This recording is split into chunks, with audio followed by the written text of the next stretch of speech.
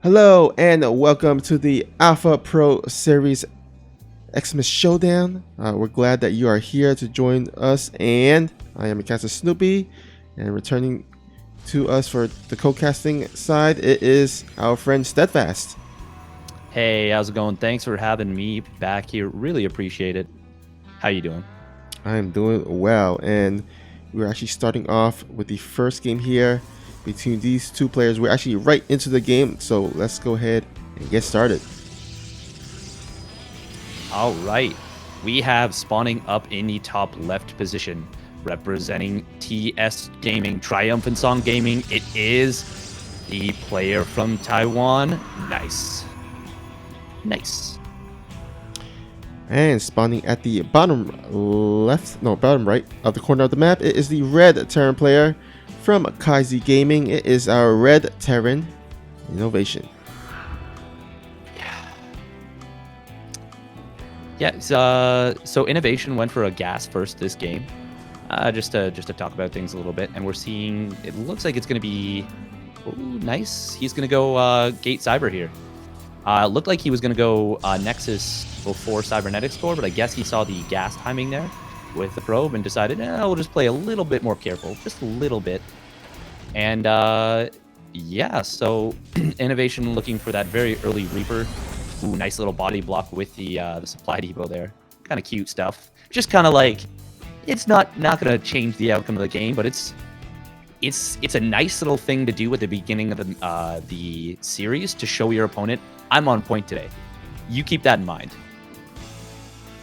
Yeah, for sure. A little bit of, again, the static noise coming from the mic. Hopefully we can fix that between the game, but just bear with us. Anyhow, we have the Nexus going down for nice, as well as Innovation. So both players are just going to go ahead and play it out standard opening, and looks like a Raptor going on the back, so it looks like a 1-1-1 build coming out of our Terran friend. While nice, he's just going for, actually, interestingly enough, he's actually opened Stalker and then Adept. You see a lot of Protoss player actually opened up with Adept first before the Stalker, in order to get the Adept out so that they could defend against the initial Reaper. But I think he just wanted to go ahead and just actually start some initial pressure, and then hopefully the Adept will follow up and join the fight.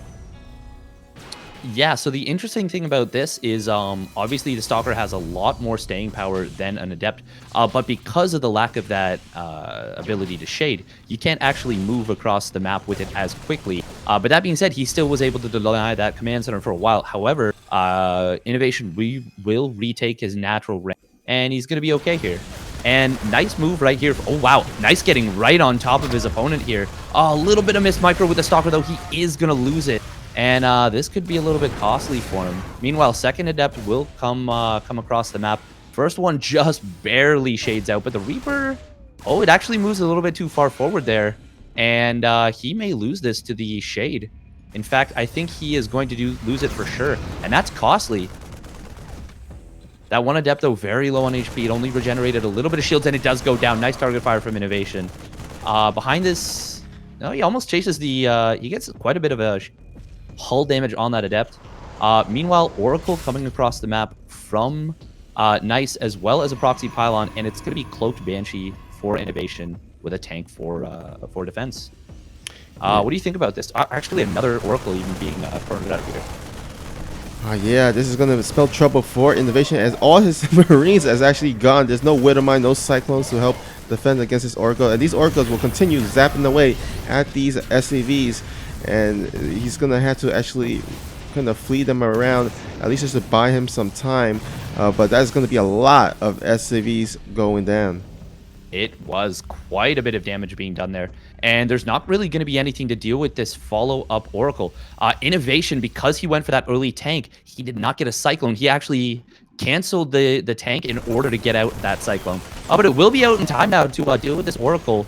Oracle will get one more worker after a couple Marines, but really not worth it compared to that first one. Meanwhile, other side of the map, Cloak is finishing up, and a Banshee will get into the natural, but that shield battery very nearly on time to keep it alive. Revelation comes down, but there's actually nothing to shoot up right now. Just the one Stalker, and it cannot cannot track that Banshee down. But Yeah. the shield battery does so much work to keep these probes alive. And with the Phoenix popping out, almost no damage being done by that Banshee. Just one probe. And Innovation was definitely looking for more damage there. Definitely, but he does have a second Banshee. Hopefully, it will at least go back into either the main or natural. Looks like he's gonna head into the main, but actually, for a second there, I think he just must have forgot about it because he kind of just stopped before heading into the mineral line. And Nice will be able to snipe that off pretty easily without any damage. Yeah, really, really dominating this early game actually, and he is putting on some very heavy pressure here. Now, Innovation does have a really nice Sim City with this command center. However, he may get very awkward and actually lift it potentially. Although no, he's going to be building his orbital command center. So as long as oh no, wow, that was a little bit weird right there from Nice. Finishes that adapt. Oh, but the Phoenix lift going to be so good right here. However, it does get down gunned down very quickly. What the body block from those SCVs from Innovation. So good right there. And that is going to keep those Stalkers away. And, well, there are a lot of SCVs going down, though. And Nice is just getting really far ahead right now, despite the kind of clunky way he took that fight. Yeah, there's actually no... Oh, actually, it looks like a little bit of a lag by somebody. Oh, no. Someone is lagging for sure. Hopefully it's okay, but looks like these Oracles just doing so much damage. They're still alive. There's 3 Oracles still alive. So, and then of course plenty of SCVs going down. Let's see how many totals thus far. 25 workers going down for Innovation this game. But hopefully Innovation can at least get these Widow Mines settled and start stabilizing. There are still 5 Stalkers. Ooh, nice Widow Mine hit taking out one of them. Yeah, so despite the fact that Innovation is doing a good job of staying alive here, and he does have Stim finishing up 1-1 well on the way, Nice is so far ahead economically. He is up to almost 3 base full saturated of probes. He's up almost 40 workers, 35 workers right now. And with those Oracles coming back in, he's actually going to go right after these Marines. And yeah, nothing they can do to fight back. Yeah, that... And oh, sorry, go ahead. oh, sorry, go on. Supply is doubled right now in Nice's favor, and he is continuing to build Oracles, and the Oracles alone are almost enough to fight the forces that Innovation can put out. Yeah, remember Nice does have a dirt base established, so he's getting the gas on it, and sooner or later he's gonna have that fully saturated. And Innovation, he does have a dirt base, but he doesn't have his natural saturated as of yet. So definitely need to at least start getting that dirt base established. But before that, he needs to defend these Oracles. There's actually 4 Oracles with a Phoenix. So much damage done with these Oracles. I think these Oracles can be considered, at least in the early stages, the MVPs of this game thus far. 100%, absolutely. They have done so much work. Nice, really putting a stamp on this game, saying, I'm coming here to play. You know, you better step it up. You better bring your A game.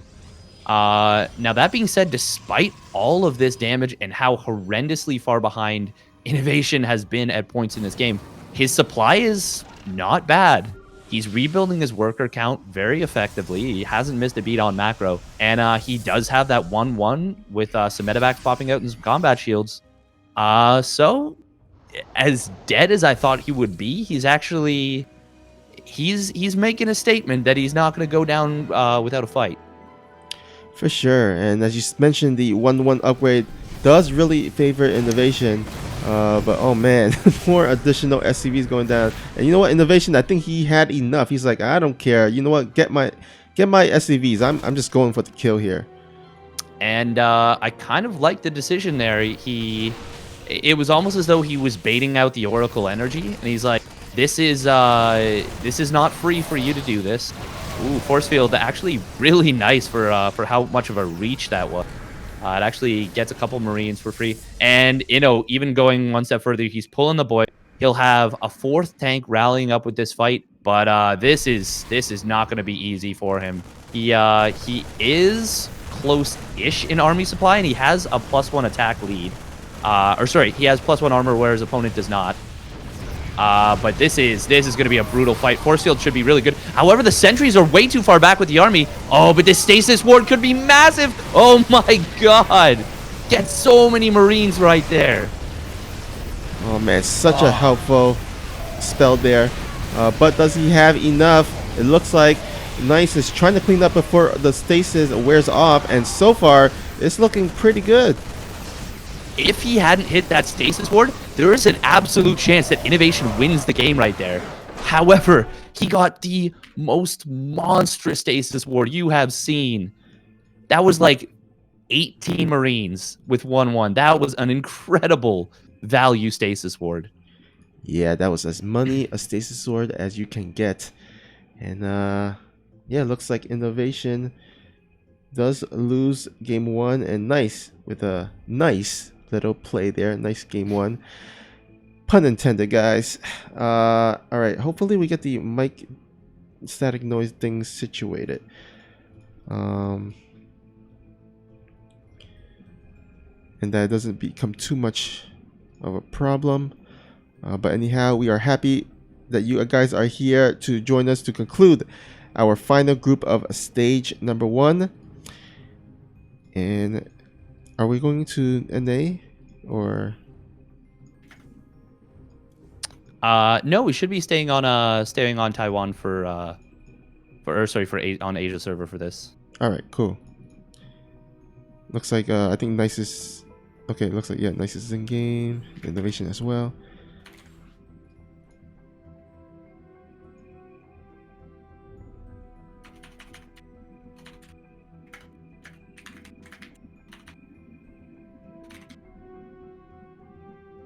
Yeah, but anyhow, let's go ahead and actually take a look at our bracket. Group stage 1, Group A, B, and C all done. Of course, Solar and SOS getting out of Group A. SU and TY getting out of Group B. And then, of course, yesterday, Zest and Dream coming out of Group C. And we are here for Group D with Innovation, Impact, Nice, and Future. Whoever wins the top two, whoever wins or get out of the group will advance to Group Stage 2, where we have our players already situated.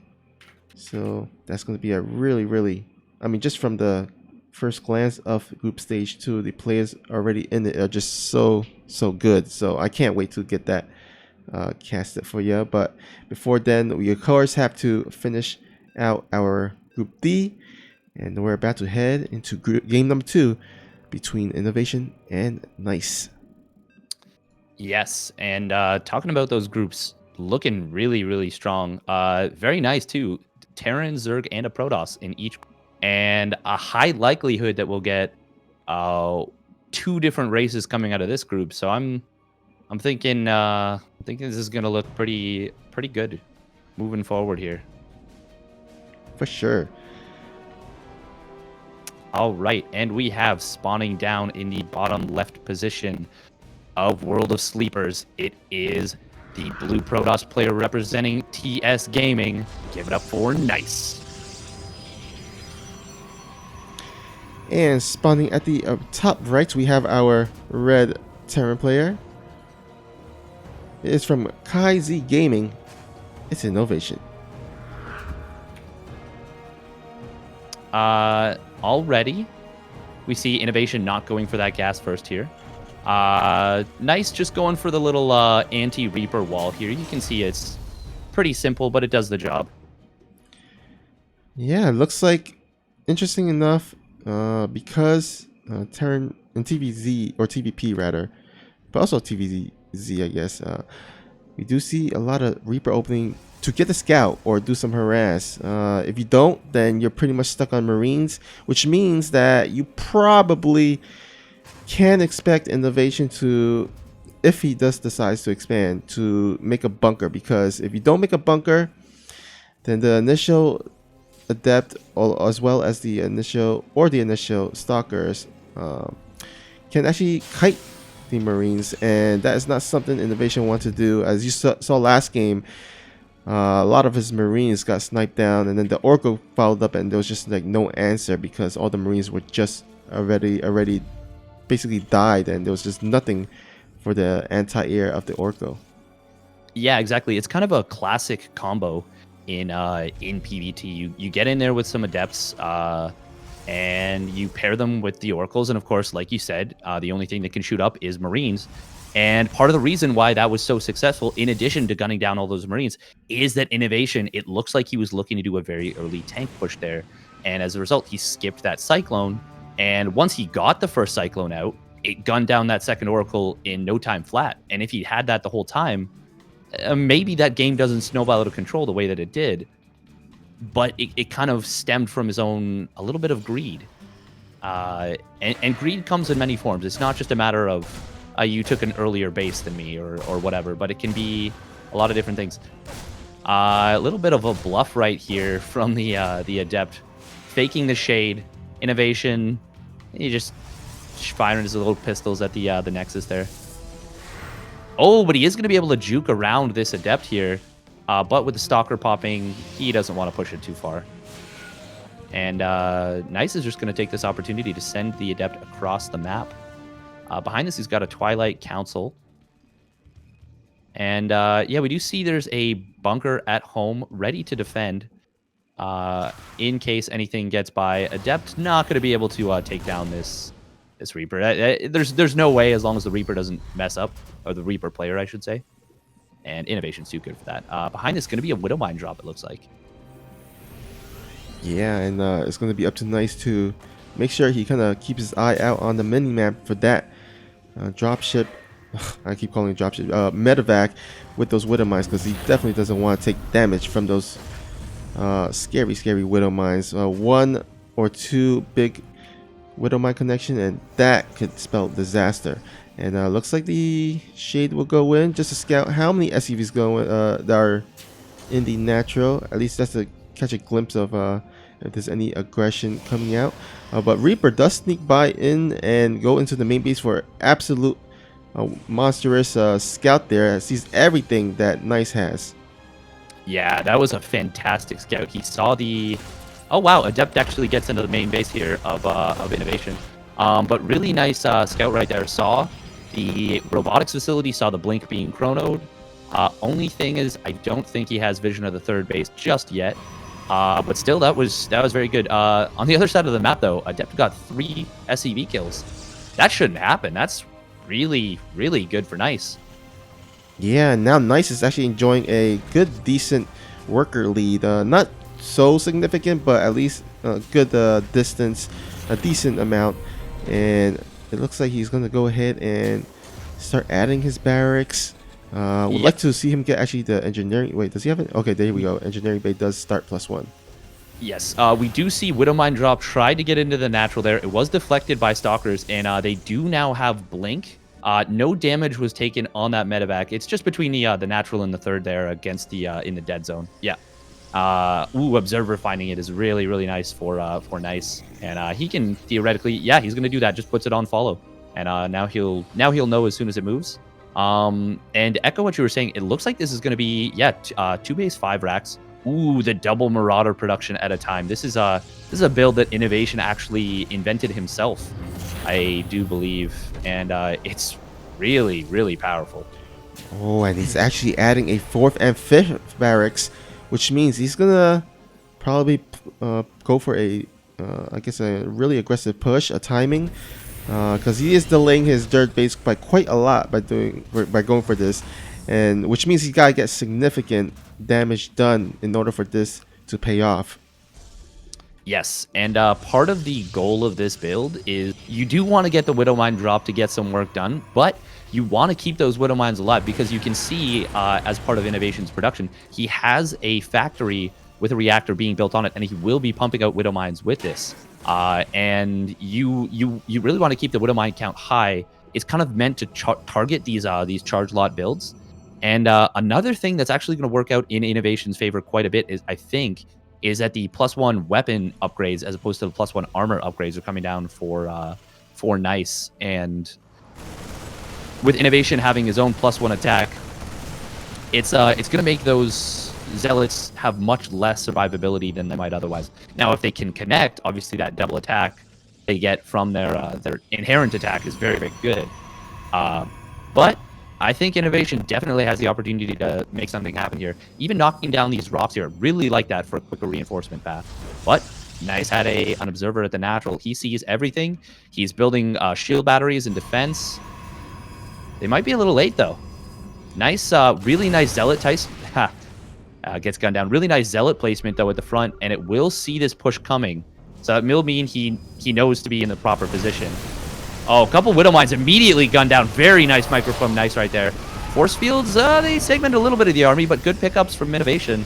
And he does have a significant army supply lead, 25. Oh, more beautiful Force Fields, though, coming out of Nice. And with the Immortals, he guns down so much of that army. But that being said, this is not over yet. This is still a scary push. And that Widow Mine drop is still holding these Stalkers. Oh! Innovation almost goes in and loses it, but he does manage to keep it alive. That medevac is just at 23 HP between the natural and the third there. And a big Doom drop going into the main base.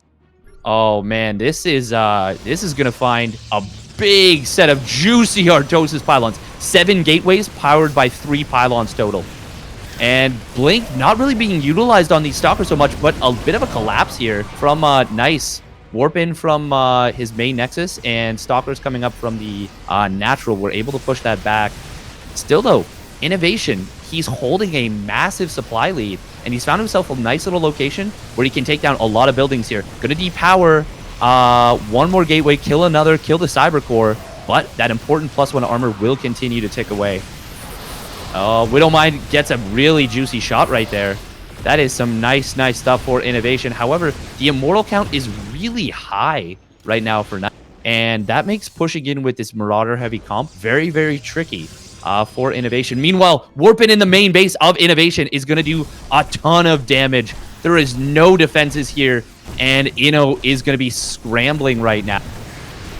Already 4 SCVs going down, and this is too much for the reinforcements of Innovation to handle. He has to be decisive. He is going to go towards the third base, and the entire army of Nice is out of position. Big Warpin coming down, and the army will rally in. Widow Mine shots doing okay, but not a ton. At home, Innovation has lost 21 SCVs, but probes are pulled off the line right now for Nice. No Warp Prism, and all 3 Immortals get gunned down very quickly. It is now a ton of Marauders left over for Inno, and he has a, once again, very big army supply lead. Oh, but a nice Warp in coming in of charge lots for Nice, and he's going to be able to, wow, force the tap out, and he will 2-0 the first series in his group in pretty decisive fashion. Damn. Yeah, just a solid game there by Nice. Was able to defend as well as harass at the same time. And yeah, looks like unfortunately Innovation, the Observer basically kind of provided him Nice with the move out of the army as well as the kind of the army composition, and Nice just managing to make work and able to pull out the win. Yeah, really well done by Nice there. It was, oh man, it's so funny because in those pushes, like the army supply is substantially in favor of Innovation, but it doesn't really feel like he's got a much stronger army, you know? Like it just doesn't always, yeah, feel that way. It was looking like he was maybe going to make some magic happen with the attack on that third base, but the probes being pulled were actually very helpful. And they kept the Blink Stalkers alive for a lot longer than I was expecting them to. And if those Blink Stalkers had gone down, oh man, there wouldn't have been much that that could have been done. Yeah, and all right, looks like Nice will move on to the winners versus winners match. Innovation dropping down to the losers versus losers match, and we'll see who they play once we get done with our next upcoming series. But before that, let's go ahead and actually take a break and try to actually figure out this little bit of a mic issue. Hopefully we get it sorted out. So yeah, we'll be right back shortly with your next series between Impact and Future.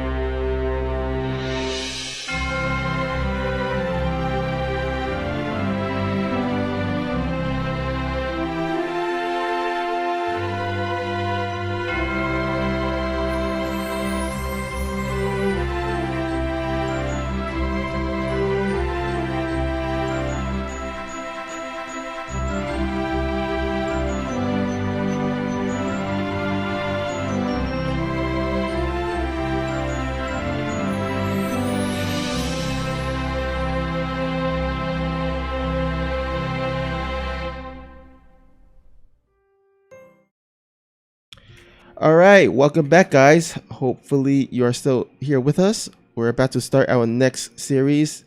We try to our best, try to run some behind the scenes stuff to fix the mic. Hopefully, it's okay. Fingers crossed. If not, we'll try to get it, or we'll try to work on it after the series or so, or maybe then after the next game. But yeah, just fingers crossed it's okay.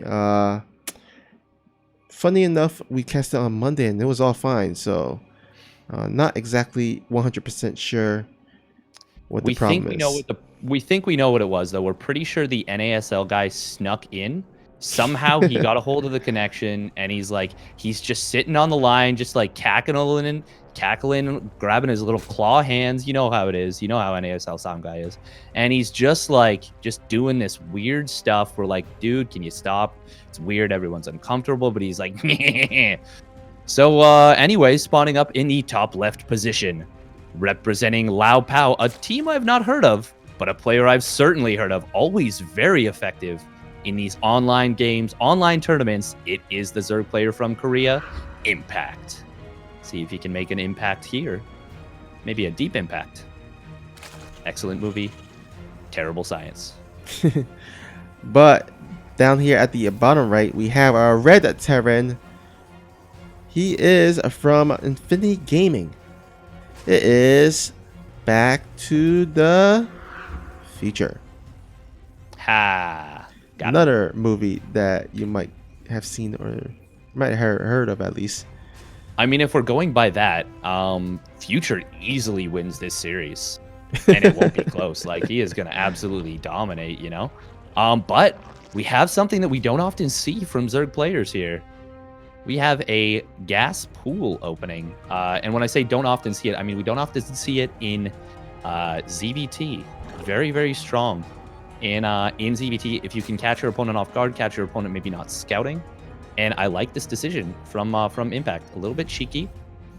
He doesn't have to necessarily get aggressive with it, but he has the option to get very aggressive with it. And actually, no, I think he's definitely going to be getting aggressive because he is leaving 2 drones on gas after he started up that speed. This looks like this could very well be a Ling Bane bust. Ooh, that would be pretty, I guess, dangerous for Future, especially because there's actually not a lot at the low ground. So at the very least, he can force Future back to the main base, at least lift the command center and delay the economy. But I think if Impact does go for the Bailing Nest and the Bailing Bust, then he will at the very least try to bust the wall. But it looks like a Reaper will go into the main base, which means that if he is to throw down a Bailing's Nest, it will have to be after he cleans up this Reaper. Yeah, so far this is going very well for Future, as long as he doesn't lose that Reaper. But so the weird thing about this is Impact didn't actually... So I think he was waiting on if... Oh, wow, okay, look at this. He was waiting on if his opponent would scout the main to potentially decide whether he would go for that crazy early Baneley Nest. But he actually may not have been planning that at all. He just goes for a very quick Overlord speed and then pulls 2 drones off gas. Oh, wow, look at this.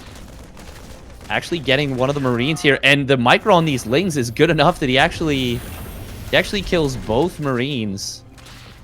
And look at this, going to be even picking off another SAV at the natural. Reaper will come home to clean those Lings up. But look at that. The veteran does get away even with a kill and a good story to tell.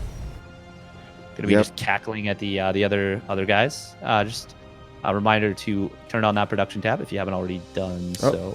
There we go. Thank you for the reminder. No worries. One of those things.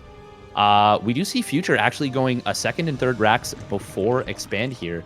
And Impact with that fast Overlord speed, he sees it as early as you can. Those barracks were not more than about 10 seconds of production started before he scouts that. And engineering base started at the natural, just the 1. So this is looking like very much a bit of a heavy early pressure. And Impact may very well have his own 1-1 finished before the +1 attack is done for Future. He is gearing up for that. Starts up that +1 Carapace. Future will get the +1 attack going before the melee starts up, just because Impact doesn't have enough gas. But build order wise, this is crispy right now for Impact. He is happy with this. I think the thing that Impact does want to do at least is start spreading that creep tumor. He does have 3 creep tumor active, but probably want to at least start throwing down some creep tumor towards the south side to at least get everything covered. That will definitely help the queens move back and forth, left and right, in order to help defend. And it looks like Stim Pack almost done. Looks like an Overlord actually might be going in for the secondary scout to see what's up here. Speaking of scouting, we do have Future popping into the main base. Sees that the layer is started, that is not yet done. And doesn't quite get a drone there. Almost though. And yeah, as I was saying, Baneling Nest. Baneling Nest is a little bit late right here for Impact, but it should still be out in time to deal with this push. And looking at the vision of Impact, he has an Overlord really nicely perched at the natural.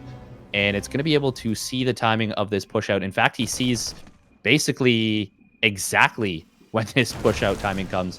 And his Baneling Nest finishing up in just a couple seconds, he will be ready to deal with this. Yeah, the thing is that he won't have Baneling Nest, so he will have to rely on slow Baneling speed. But the creep at least should help with that a little bit. More, I guess, yeah, it looks like 5 Banelings on the production tab. +1 Carapace is almost done, so that would, as well as +1 melee. So I think Impact will probably have to, or should wait before engaging. Oh, but he's just going to go ahead. Carapace is finished, but the +1 melee hasn't yet. And boy. This turns out to be a really great fight for Future. And the Queens, oh my god, they got choked up so hard right there. And I was just going to talk about the shape of this engagement point really favors tanks. And Future taking full advantage of that. Now, Medivacs will get target fire down, but reinforcements coming in for Future. This is going to allow him to continue the push. Combat shields finishing up very, very shortly will help so much in this. But Baneling speed almost also well on the way and very nearly getting finished up. Man, the health on these Marines is so low, but they are just barely keeping alive. And Transfuse is really nice from Impact, but they're just a little bit too late. Baneling speed not quite done. Future gonna take down all but 2 of those morphed Banelings. And he is looking like he may very well just take this by the skin of his teeth. This is so, so close and on the absolute razor's edge. No, he did not just Manor Mule right there. Oh, wow. That is insane right there. I don't think he's necessarily won yet. Baneling speed is finished. His opponent has 3 bases. He still hasn't started his own 3rd command center. And this is very all in. 2-2 may get up for the Zerg player. Oh, but these Banelings are... Oh, no, they suicide on the tanks. And never mind. Oh, my God, it stays alive with 1 HP. That tank, MVP, and Future gonna actually take the quick 1-0 lead here in this series. It is certainly looking that way anyways. Drones will be pulled off the line. They will get that tank, but it looks like Future just has too many +1 Marines, and Impact down double the supply calls GG. Oh my god. He scouted that so early on and he still got bopped by it. That was one hell of a push, and you know, at that point it was kind of snowballing, so yeah, it was looking tough there, and he knew it. It was GG pretty much. And Future, I guess, you know, as the better movie, but as the better player in this game number one. Seems appropriate. And I called this on Monday.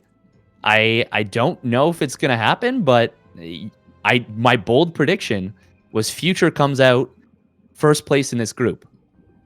And not saying it's guaranteed, obviously. It's an insanely tough group. But he's off to a really good start in this series. Going up 1-0 against Impact with a build that Impact by all accounts should have stopped. It's got to feel good. And Impact, on the other hand, he's got to be kicking himself a little bit. He engaged in a really awkward position when he really shouldn't have. Yeah, I have to agree. That was quite the awkward position, as well as he engaged before that +1 melee. I wonder if how that fight would have turned out if that +1 melee did finish and he did engage. Would it have been a bit better?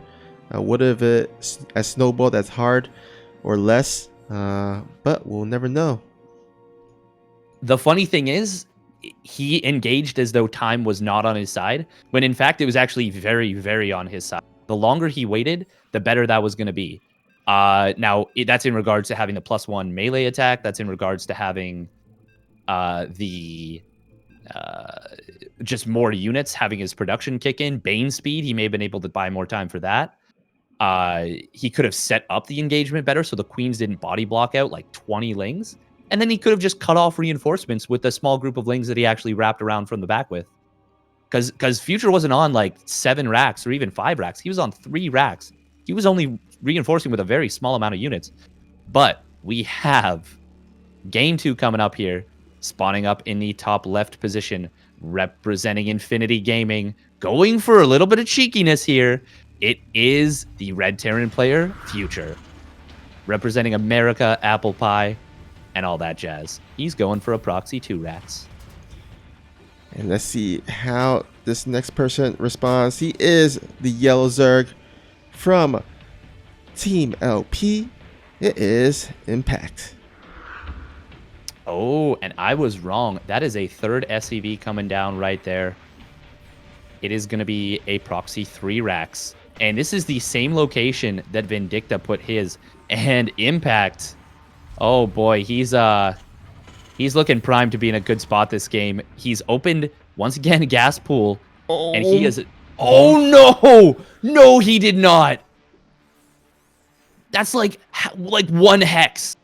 1 hex, he moves that away. Literally, where the barracks is being built now, he had vision of that before. Oh my god. If he loses this game, this is the worst luck in a while. Oh, but luckily for Impact, he has gone for the faster pool this time. So it at least should, in theory, be a bit better compared to if Impact did go for the hatch first. So, I mean... Well, it's only good, though, if you scout, because last game he only built 2 lings. And... Oh man, yeah, Future that's actually... right. Okay, almost just tipped his hand. If he scouts this, and if he can figure this out, he would actually just wait for about 6, maybe 8 Marines, but he is actually going to show his hand immediately, and a bunker will start on the low ground. Does Impact start a Spine Crawler? No, it looks like it's going to be a Roach Warren. Okay, this is not a bad choice either. I would actually like to see him potentially cancel the Ling speed, though, in order to get that up. Ooh, trying to sneak out with these 2 Lings. Future doesn't realize that Impact only had those 2 Lings. Otherwise, he might have gone up the ramp there. Alright, seems like Impact will decide to maybe possibly let it finish. Yep, it looks like it will finish. So he's gonna let that finish and sack it. But he's just trying to buy himself time to get the roaches out. But the Roach one is not quite done yet. So he just needs to at least buy just a tad more bit time. Future actually deciding to retreat back into the natural. He's a bit afraid. He has pulled additional workers, 4 in total, and this hatchery goes down. Yeah, it will go down for sure. The other 2 Lings on the other side of the map, they're actually going to find an SCV here. A little bit awkward for Future. So that was kind of weird from Future. He scouted that the spawning pool was wiggling, but he didn't scout the Roach Warren, and he didn't scout a Spine Crawler. So I'm actually not sure why he did. Oh wow, really nice right here from Impact. Going to be able to cut off reinforcements, and there's no actual wall. But on the other side, Future has a lot of Marines here and some SCVs. But nice kiting with the Roaches and a Ravager will buy him a lot more time. And yeah, those Zerglings do find the barracks, and there's no wall. They are going to be able to kill the Marines. Future has to tap out. GG is called, and that's damn good decision making from Impact. But I feel like a missed opportunity from Future. Yeah, I think he could have popped up into the main with that first little force, and I think he could have gotten a lot more done. Yeah, I'm not actually sure why he retreated. I think if he went in, he would have... I mean, the Roaches weren't out yet. I mean, his Roach wasn't even done yet. If he would just commit to the main base, you just snipe off the queen, and then any roaches that pops out, he could get his marine on top of. Yeah. Yeah, I'm not sure why exactly he did pull out, but I'm actually gonna make the bold statement that he would have 100% won that game if he had committed in there. Because like you said, there was the roach one was still a ways away from being done. Yeah, there was nothing there. There was just 4 lings that had just popped out and just that queen and no spine crawler. I really think that was gonna be it.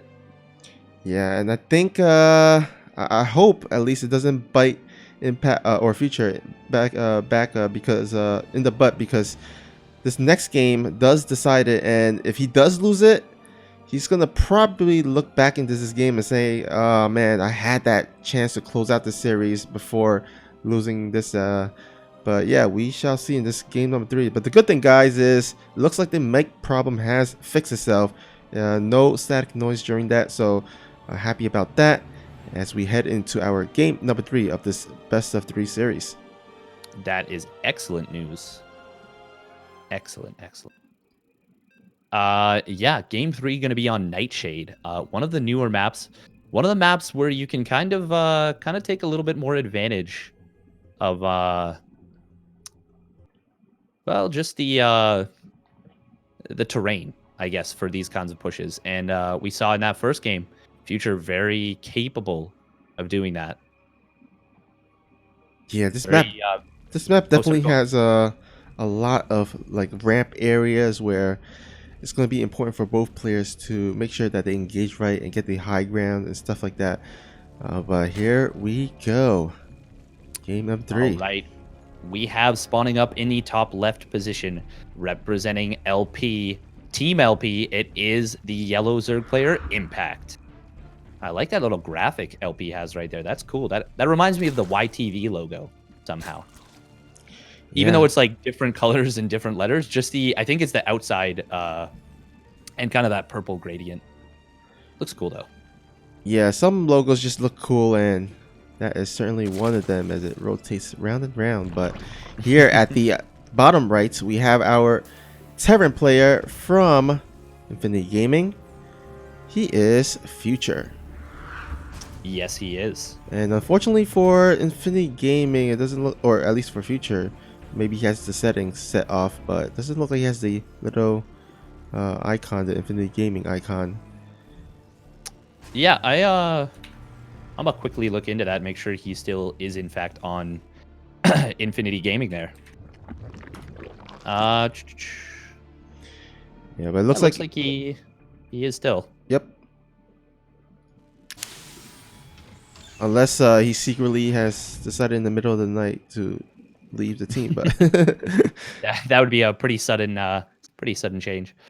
We do see Impact going for that same build that he went for last time, which was that gas pool, and continuing to mine gas off of it with just 2 drones. He's just decided that the wonkiness, the weirdness, and his flexibility with this is worthwhile to him for the slightly sacrificed economy and slightly later natural expansion. And it's hard to say that he's necessarily wrong. Yeah, I mean, it's a pretty safe build to open up. Plus, you could actually put some aggression, or at least delay the CC of the Terran, and kind of delay it from building. But looks like the first Reaper will jump into the main base of Impact, scout around, and we'll see pretty much the same thing that we're all seeing. 3 guys on gas, as well as the spawning pool is jiggling, so he knows that the speedling upgrade is being researched. Yes, he does. And on the other side of the map, 2 lings were just lost right there for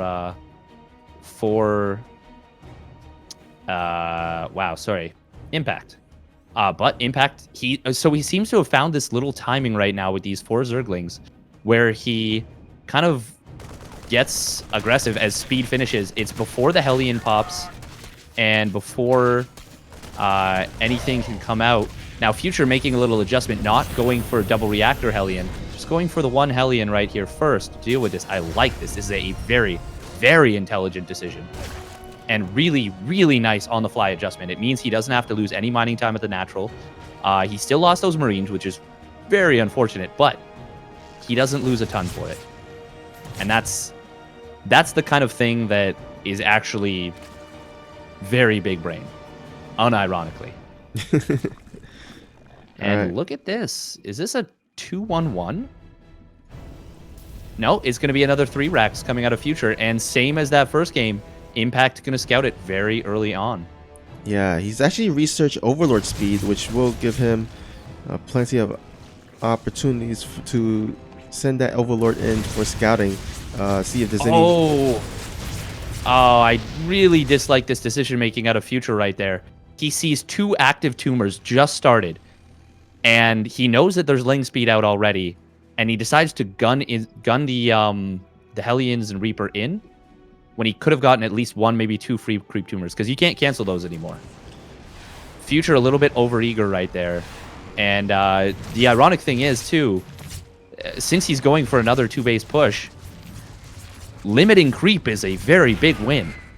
Oh, wow, loses the Viking there. Oh, okay, I was going to say Impact might have actually done him the favor there and killed one of those creep tumors, but it doesn't quite happen. Sorry, go on. Yeah, I mean, it's like, it's Christmas time, but you don't want to gift the free creep tumor to your opponent, right? Yeah, not so much. Impact's going to be going with a different approach to this game. So in game 1, he responded to this exact same build with a set of 1/1 Lings and Banelings. In this game, he's going for a fast Carapace, and he's going to be going Roaches. And he'll even have speed on the way. Now, they won't be done for a while, but they'll time out almost identically with the +1 attack of Future. In fact, he'll have that Roach speed well before that.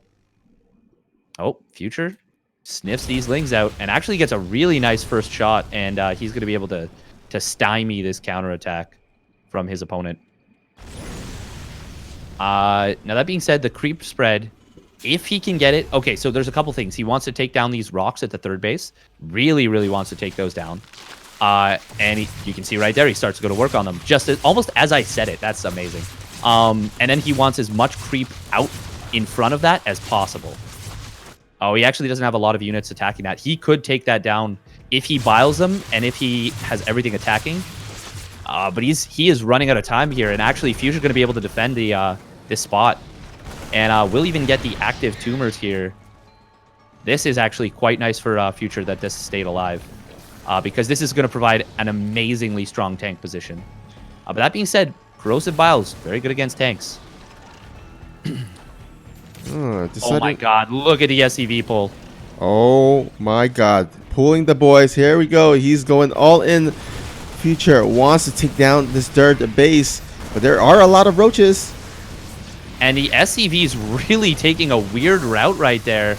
And like you said, a ton of Roaches right here for Impact. Oh my god, the Marine's getting so choked up right there. That being said, there's still a decent amount of army supply for Future, but Corrosive Biles take down the lead tank, and this is looking really, really nice for Impact to start things off. Yeah, I feel really good about Impact's ability to hold this off. Counterattack on the other side of the map has completely gutted Future's main base, by the way. Really nice job with that Dropper Lord. And this is looking like, yeah, it's going to be a 2-1 in favor of Impact.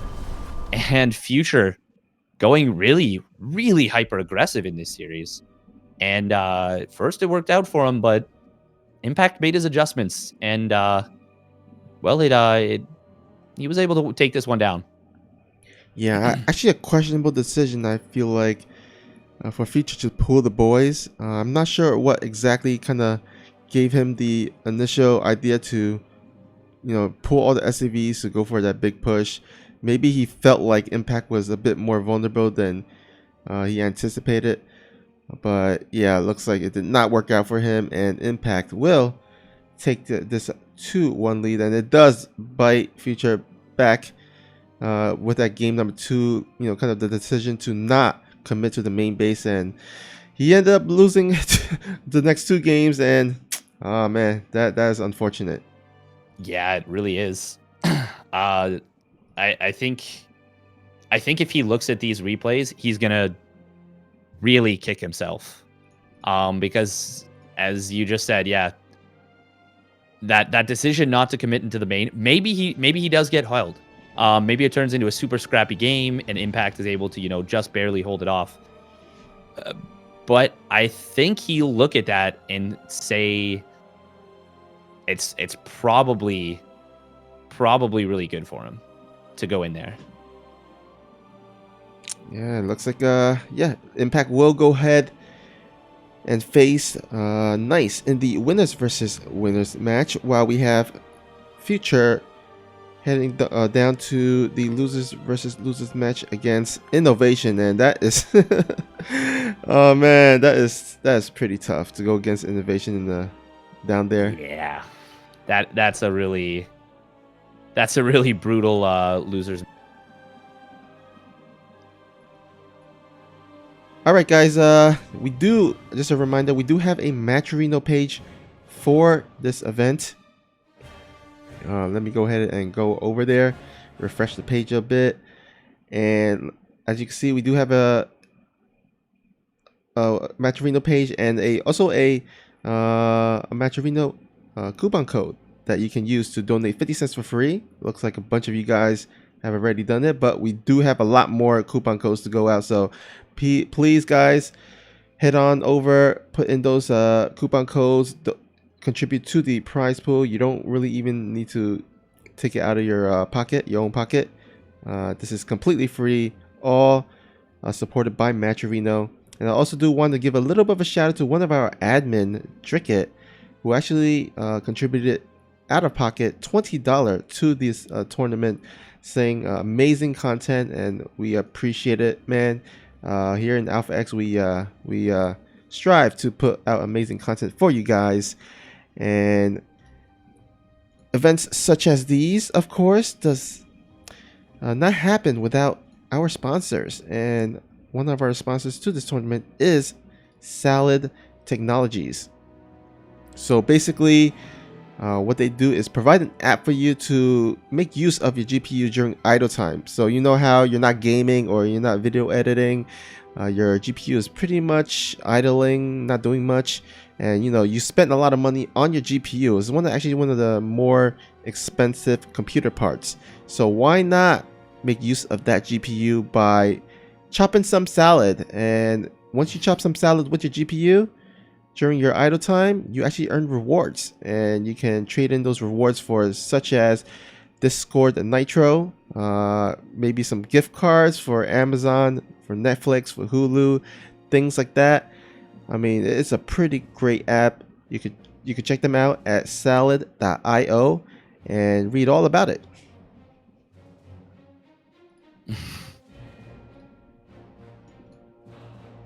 Yeah, it's pretty awesome. Pretty awesome. And as you said, it costs you nothing. It costs you absolutely nothing to do. Why wouldn't you? Do you hate fun? Do you hate esports? I know you don't. Just going over there. Hit that Matcherino. Use the code. Everybody's happy. We are currently... Well, tell me what you think about this, the two matches we have coming up. So we got going to be Impact going up against Nice, which should be a pretty great ZVP.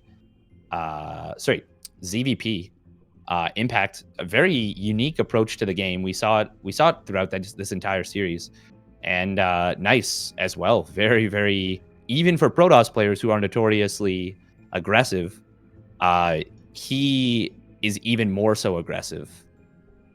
So I'm looking forward to what he may bring forth to the PvZ matchup. And then we've actually guaranteed that we will have the most possible race distribution that we could in this tournament. So we'll have either a Zerg. Obviously, the winner of the Zerg and Protoss matchup will advance. And then one of the Terran players between Innovation and Future will be eliminated, which will mean that we can only potentially have Zerg Protoss, Zerg Terran, or Protoss Terran. Can't have anything else. Yeah, actually, the group as well as the whole tournament has been nicely evenly distributed in terms of the race, which is pretty awesome and pretty great. That means we do have less mirror matchups, which I think most people would prefer if there was actually less mirror matchup. And I mean, here and then we do have it, so it's good. But I think with the kind of the race diversity, it makes up some really great matchups. And I think, yeah, I mean, at first glance, I would have picked. I think we would have probably picked Innovation to be in this position, facing against Impact in the winners versus winners match. But Nice has pulled out a nice first series win, and he is now finding himself in a position where he can actually advance first group out of his group, which is going to be pretty crazy. But he does have to beat Impact, which is one of the aggressive players. And every time I think of Impact, I have a nice fuzzy feeling inside of me because he's actually in one of the I don't know if you remember back then, but there was actually a StarCraft documentary that mainly featured Jaedong, but Impact was included in it, and it talked about their upcomings during Brood War and how Impact really idolized Jaedong, and once he did face Jaedong, that was like kind of like his dream come true, and he was really happy. And also, if you look at him just as him as a person, I mean, he's just like small and cute. He's just like, you want to like, kind of hug him. He's almost like a baby Yoda. So it's going to be really nice to see him play against Nice in this next PVZ. Yeah, it should be pretty neat. And yeah, to speak to that, you kind of just want to put him in your pocket. Just be like, all right, be safe, young one. We will keep you nice, keep you cozy. Make sure you're comfy. Got all your favorite snacks and a juice box. Yeah. But that being said, he is not so cute and snuggly in there in the arena. When he gets a hold of you, he will tear your throat out. He will not hesitate to pull the trigger. And he did that against Future earlier on. For now, though, we're actually going to be going to the losers match first. So it's going to be Innovation versus Future. And to be fair, that was my prediction originally for the third match of the day. Now, in my mind, that was going to be the winners match. But yeah, no, it's going to be the losers match, which is also unexpected in its own way, with Innovation, of course, going down 0-2 very quickly against Nice. I wonder if he'll be a little bit afraid to take him down or take him on in the rematch. Well, this time, this time around, Future it will be a TBT, so at least a different matchup compared to his series against Nice. So yes, yeah, an Innovation, historically speaking, has had some of the most fearsome TBT in the world. He has been, when Maru was doing Maru things and just on his insane run, Innovation's TBT is what kept him from winning everything, absolutely everything. Like, that was the only guard, I guess, or check that kept him from doing that. And it's not that Maru was bad in TBT, it's just that Innovation is just that good. So Future is really going to have his work cut out for him. He has a chance. TBT is a wonky matchup, and there are a lot of really funky builds you can do, and Future is kind of a specialist in TBT when it comes down to it. But it's Innovation, man. Innovation. One of the best TBTers probably of all time. I would say him, MVP. Who else would you? TY. TY's got very, very good TBT. Yeah, I mean, if you look back in Innovation's history, I think a lot of his most epic wins, or the games at least, was against other Terran in TBT, like such as Teja. I remember that Innovation versus Teja game. I remember Innovation versus MMA. Innovation versus Maru is also a nice. Both of them were kind of like ascending at the same time almost. And so yeah, he's played a lot of epic TBT in his days, and so I am sure Innovation will bring it. Oh, 100% he will.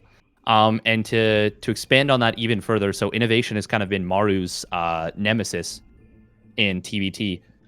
Uh, but then you have another situation where one of the greats of TBT, MVP, was the nemesis of MKP. MKP could not beat him to save his life. There was so many series and so many games where MKP was dominating at like TBZ, TVP. He was just a force to be reckoned with. But then he would run into innovation into MVP, and it would be like, well, okay, his tournament runs over. And it's like, but they still have to play, and it's like, no, they don't.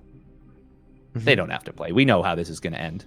And sure enough, it would be like MVP just dominating him. Not that MVP was that much better of a player. He just had his number. And Innovation has been one of these players as well. So really cool to see this ongoing dominance. Pretty awesome. Yeah, I can't wait. Yeah. Players are just doing their vetoes right now. It's how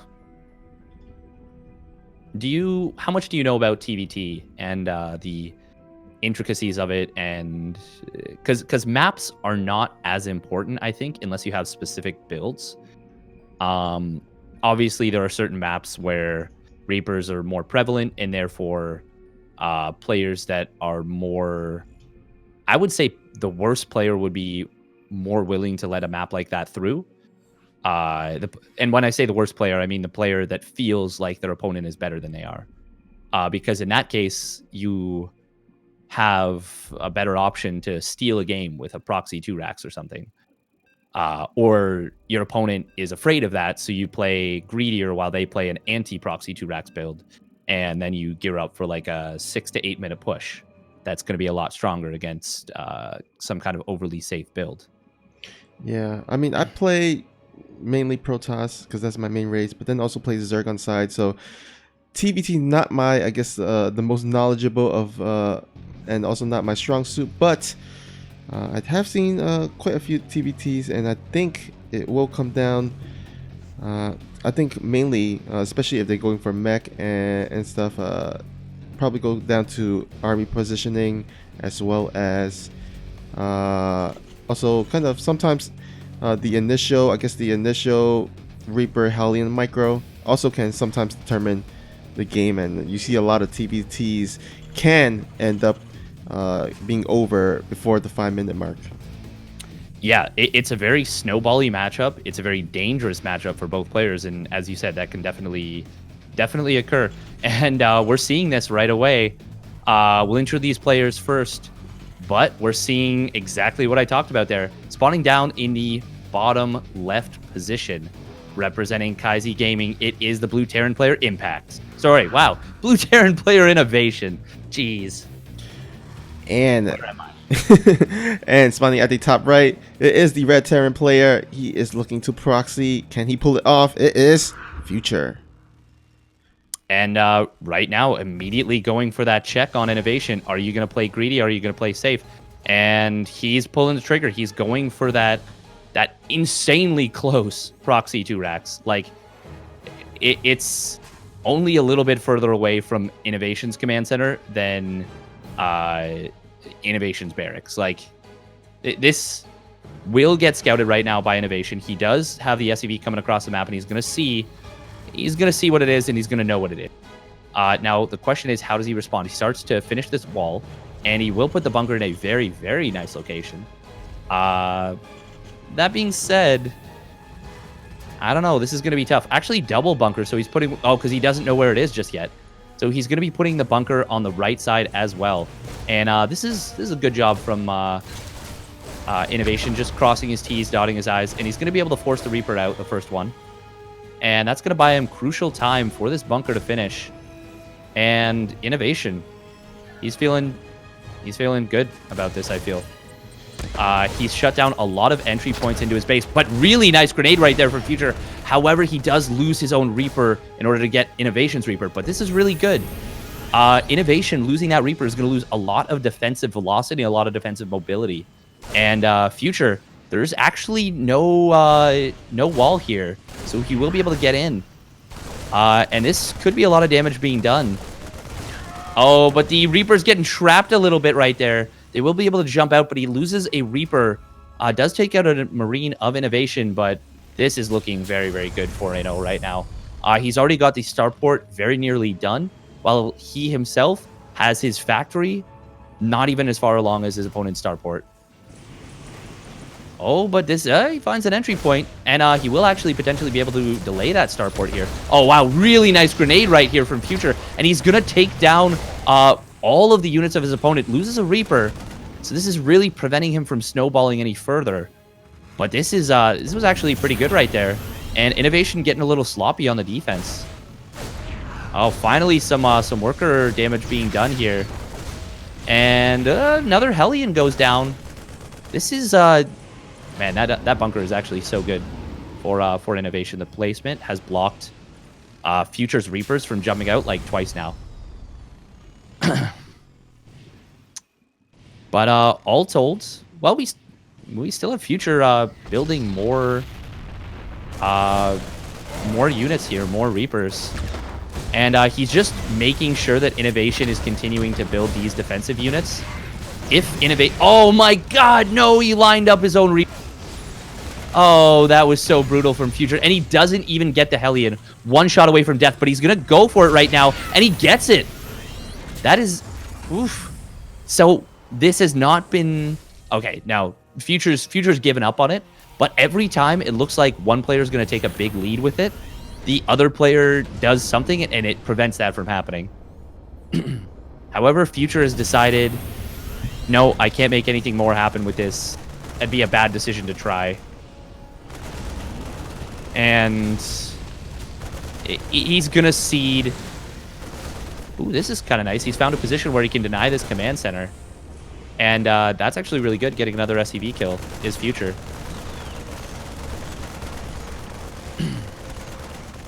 Now, Future really pushing greed to the maximum here.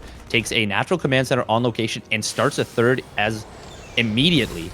And this has actually been pretty good from him, I'd say.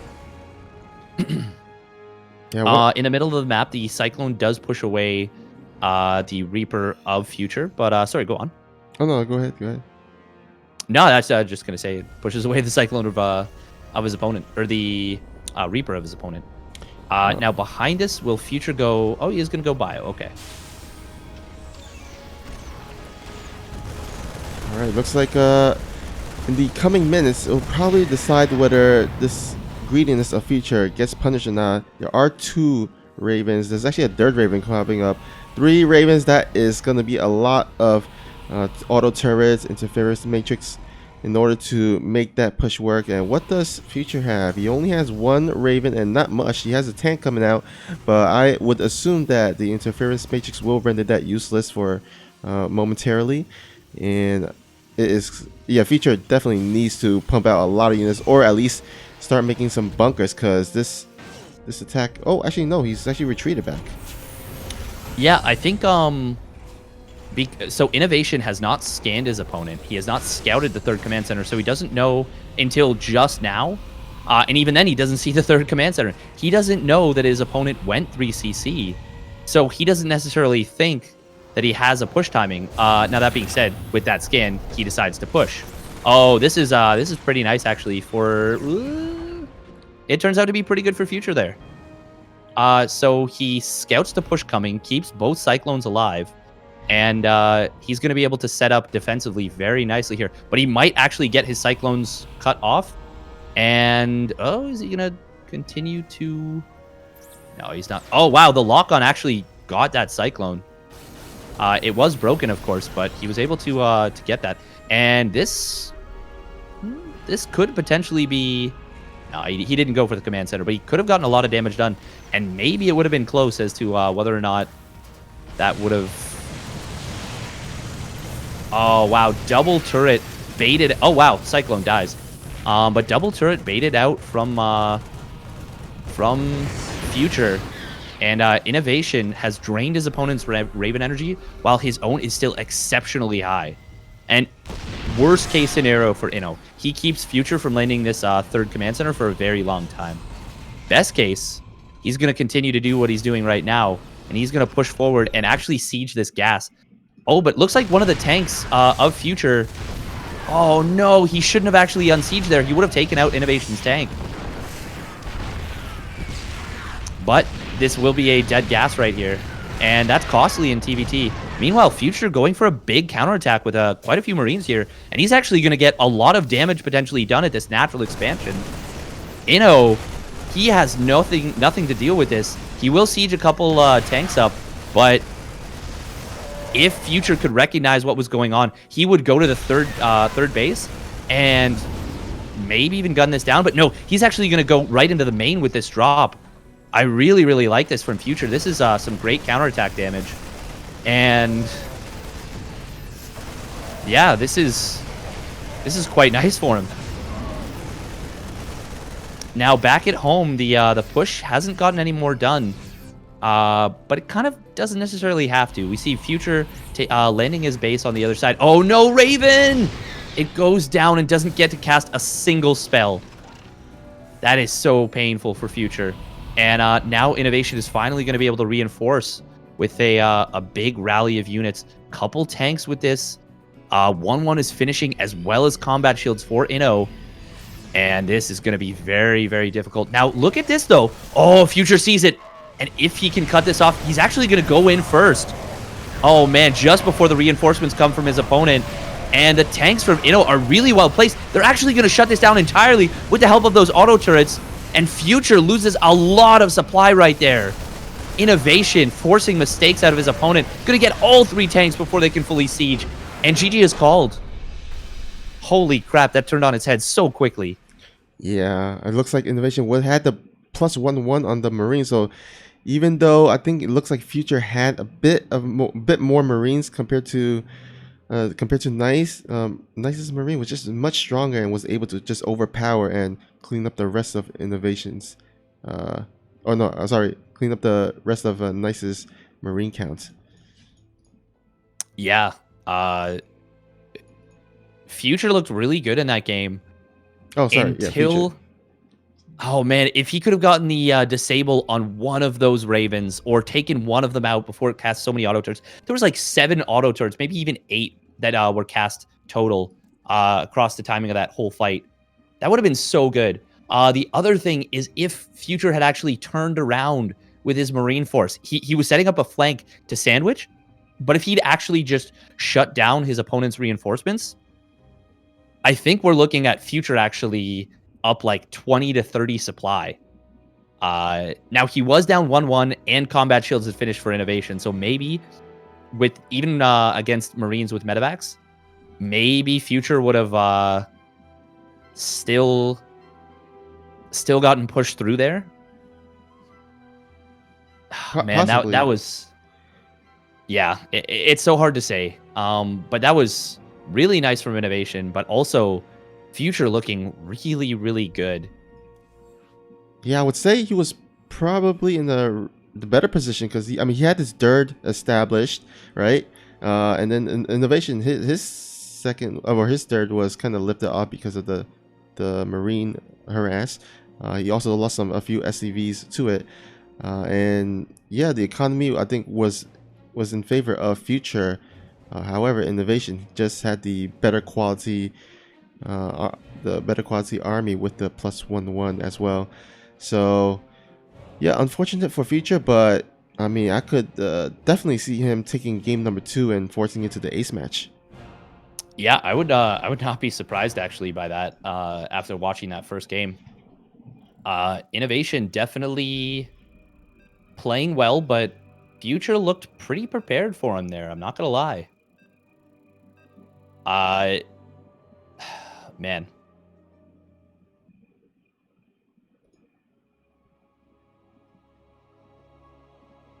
Yeah.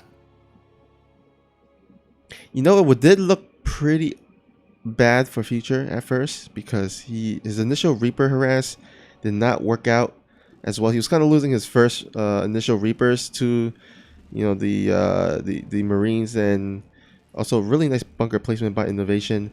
But then all of a sudden, Future had some few kills like on the Hellions, and then they switched back the momentum into Future, and then Innovation, of course, cleaned it up, and then the momentum went back to Innovation, and then he started getting or building up his 3 Raven counts.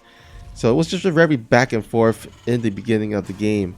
Of course, that was with a proxy, and that's exactly what Future is going for once again with a double SCV pull out into the middle of the map, and actually will be ballsy enough to proxy right in in the natural of Innovation. Yes, it will. And this is... I think this is Proxy Marauder because...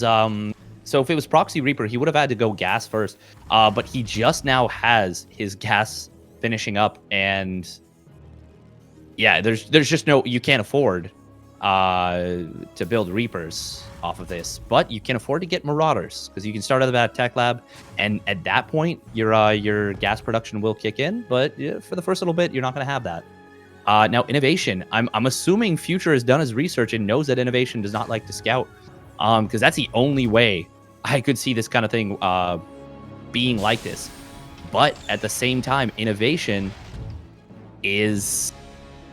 He's gone for something that's actually pretty good against Proxy Marauder, and that is the supply depot far away from his ramp. He is not putting it in a place where it's going to be vulnerable. Oh, wow, it is Proxy Reaper. I swear that his gases were too late to make that happen, but I have obviously no idea what I'm talking about. Oh, man. I didn't even notice that. That's amazing. So against Reapers, the lack of a wall is actually very bad. Because then you can't limit the options of where your opponent goes in. And we see Innovation scouting the wrong way, and he's actually going to send his Reaper out. Meanwhile, Future is actually waiting for 2 Reapers. This is very good for him right here. And he is going to get in and get a bit of damage done to start things off. Really nice grenade.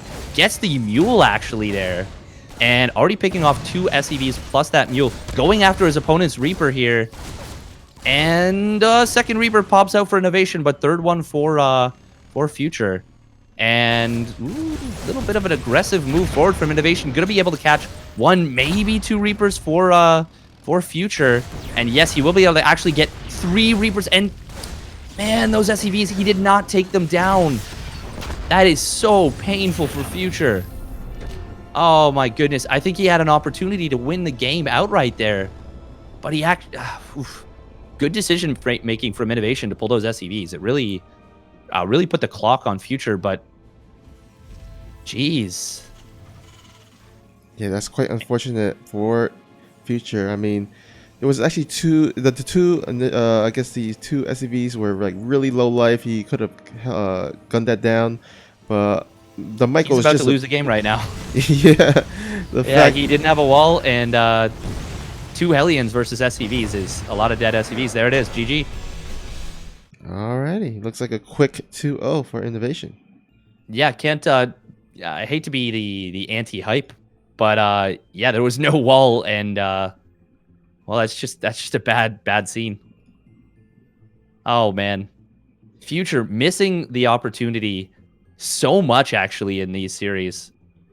Really good play overall, but just multiple times making some decisions that are just a little bit questionable. And you can't blame him. StarCraft's not an easy game. It's a very, very difficult game. But yeah, just losing out on opportunities that he had. And I gotta say remember the second game, Innovation did not scout it. So it was scouted it wasn't even scouted at all. It wasn't prepared for. It could have looked real bad for Innovation, but the micro was just better on the Innovation's part. And you know what? I'm actually not too... I mean, you can't really blame Future. I think the longer the game went, it would have favored Innovation more, so he needed to make something happen in the early game, which is why he proxied both games. I like that decision by Future. Just needed to execute the micro, because if he did, he would have actually been in a pretty good shape, especially in that second game where he did not get scattered at all.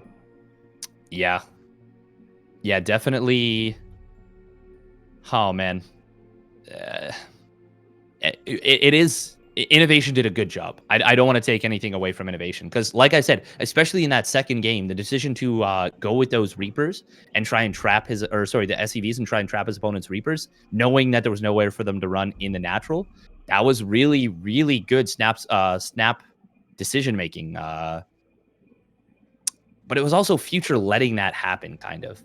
He took a lot more damage on his first two Reapers than he probably should have. And then ran back into a corner, and he gave Innovation the opportunity to capitalize on it, and he did.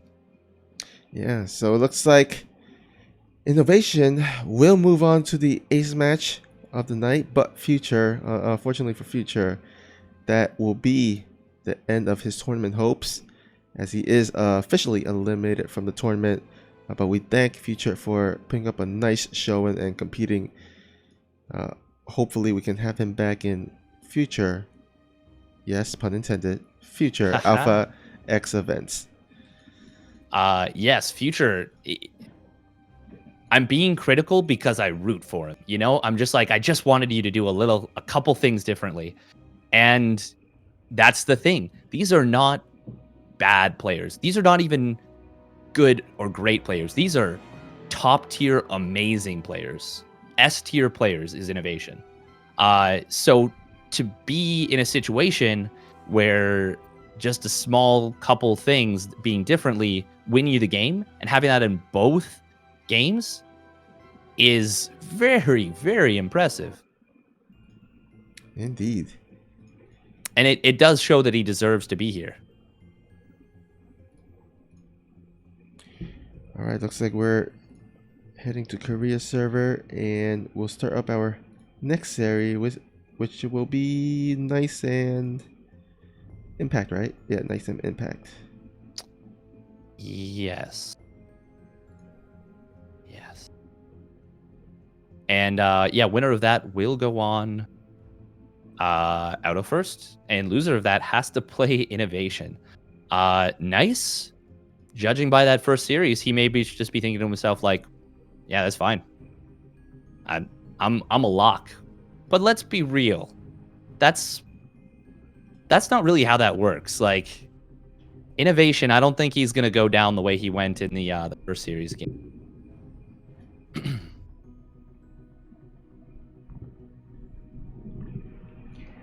All right, so just a reminder, guys, we will have our Group A of Group Stage 2 tomorrow at 10 p.m. Eastern Standard Time.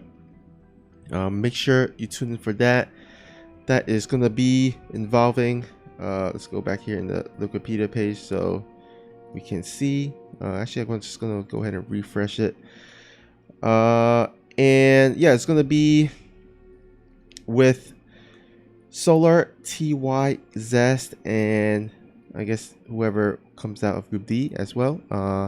That is going to be a stacked group. And Group B is also stacked itself. We got SOS, future, or I guess previous former WCS Global Champion. We have Sue, and we have Dream. It's going to be a great series, great games I expect between all the players. So make sure to tune in for that.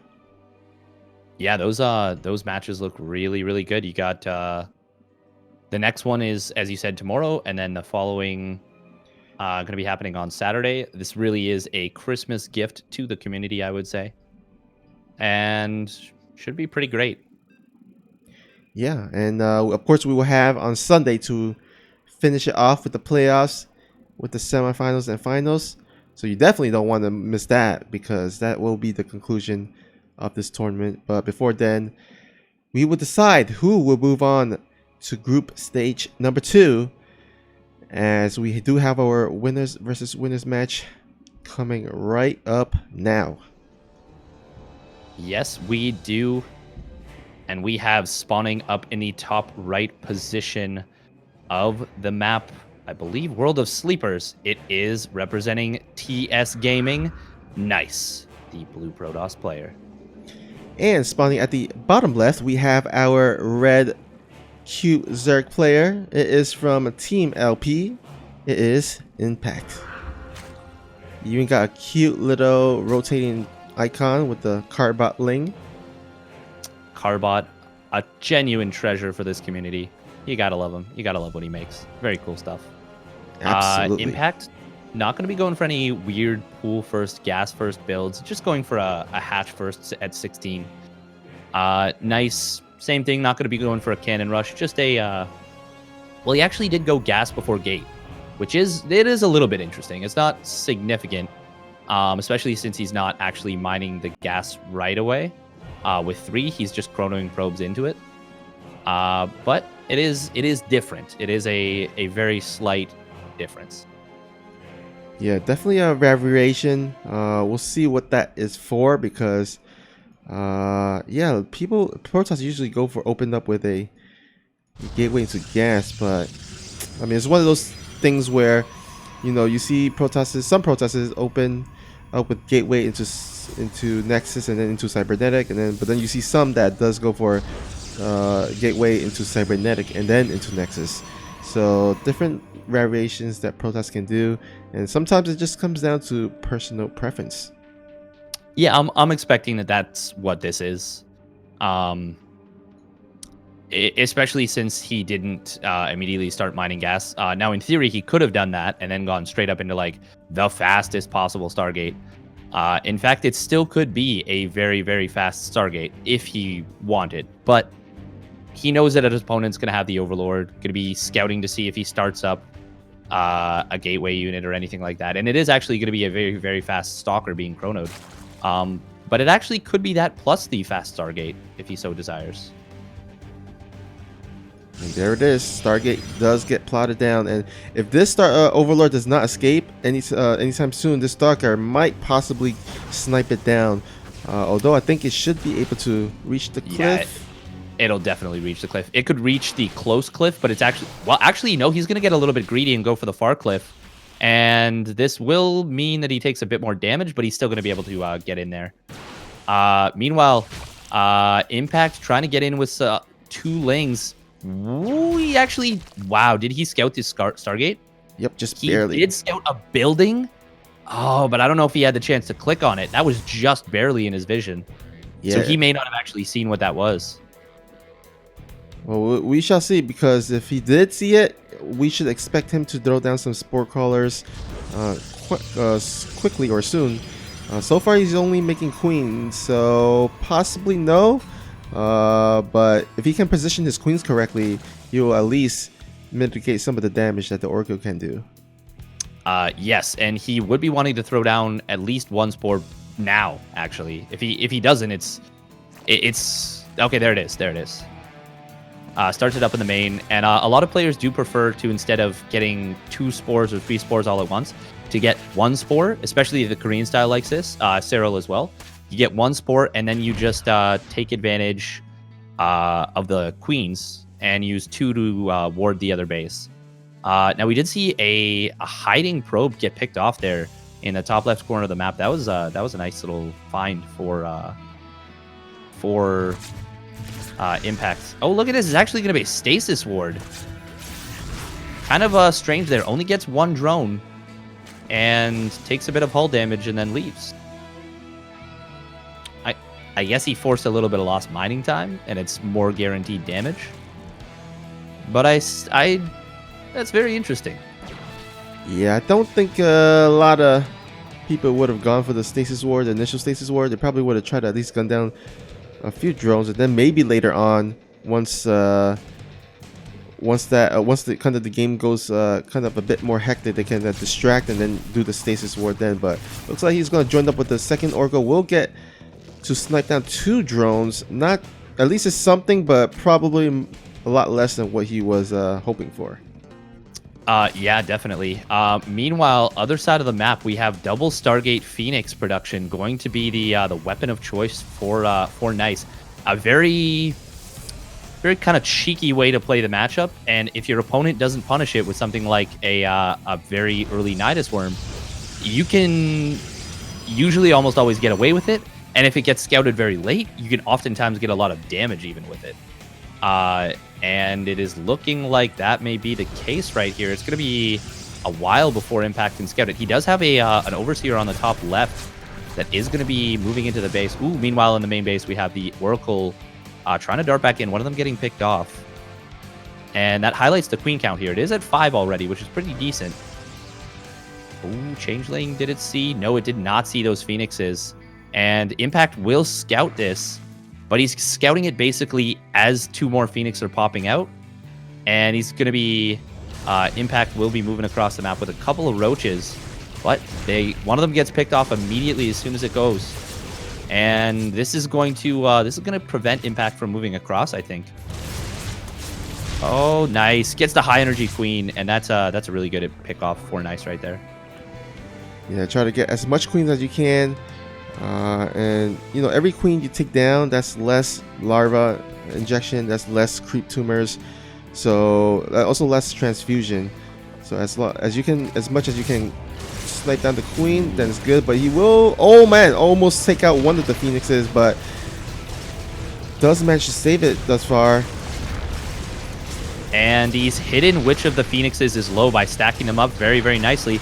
And he's going to take down all 4 queens of his opponent while keeping all of his own Phoenix alive. Meanwhile, big counterattack on the third base here. Lot of speed roaches. And Impact's... Nice scouts it very late here. And this could be a lot of dead workers for Nice. But these are dead roaches, effectively. The Phoenix lifts are going to be able to get all of them. And 7 workers is a lot, but it's not... well, actually, when you look at the worker count, you realize that that Impact is significantly ahead. But that being said, there is absolutely nothing that can contest these Phoenixes. Spire is very nearly finished up, and that's going to be able to build some Corruptors, but I don't know. This Phoenix count is getting really out of hand, and they're going to have +1 very, very soon. And this is a lot of dead Overlords. Oh, my goodness. Oh, no. We have Nice actually... Okay, there we go. Now he's going to capitalize on it. Just 1 Spore right there. And this is going to be a very deep supply block for Impact. This is an absolute massacre. All these Phoenixes going to lift off the roaches, the straggling roaches. A lot more roaches coming in. But these Phoenixes still sniping down Overlords, while these Zealots are going ham on the drone line. 11 workers going down. And remember, the Phoenix can, as the game goes on, can even lift up some additional drones. So that worker count is going to quickly be in favor of Nice. Yes, it is. And the Phoenix count is insane right now. 18 Phoenix just in this army. A 19th one joins up. And while there is a massive Spore Crawler count, these Phoenixes have +1. They are picking stuff up, and it is dying in 1 or 2 volleys. This is so much control right now, granted to Nice. And he got 12 workers, but he also forced out, what, like 7 extra Spore Crawlers? Just a crap ton of more static defense. And Impact is reeling in this game. He is in so much trouble right now. Meanwhile, double Robo, the follow-up for Nice. And Corruptors, they're not going to help you against robotics units.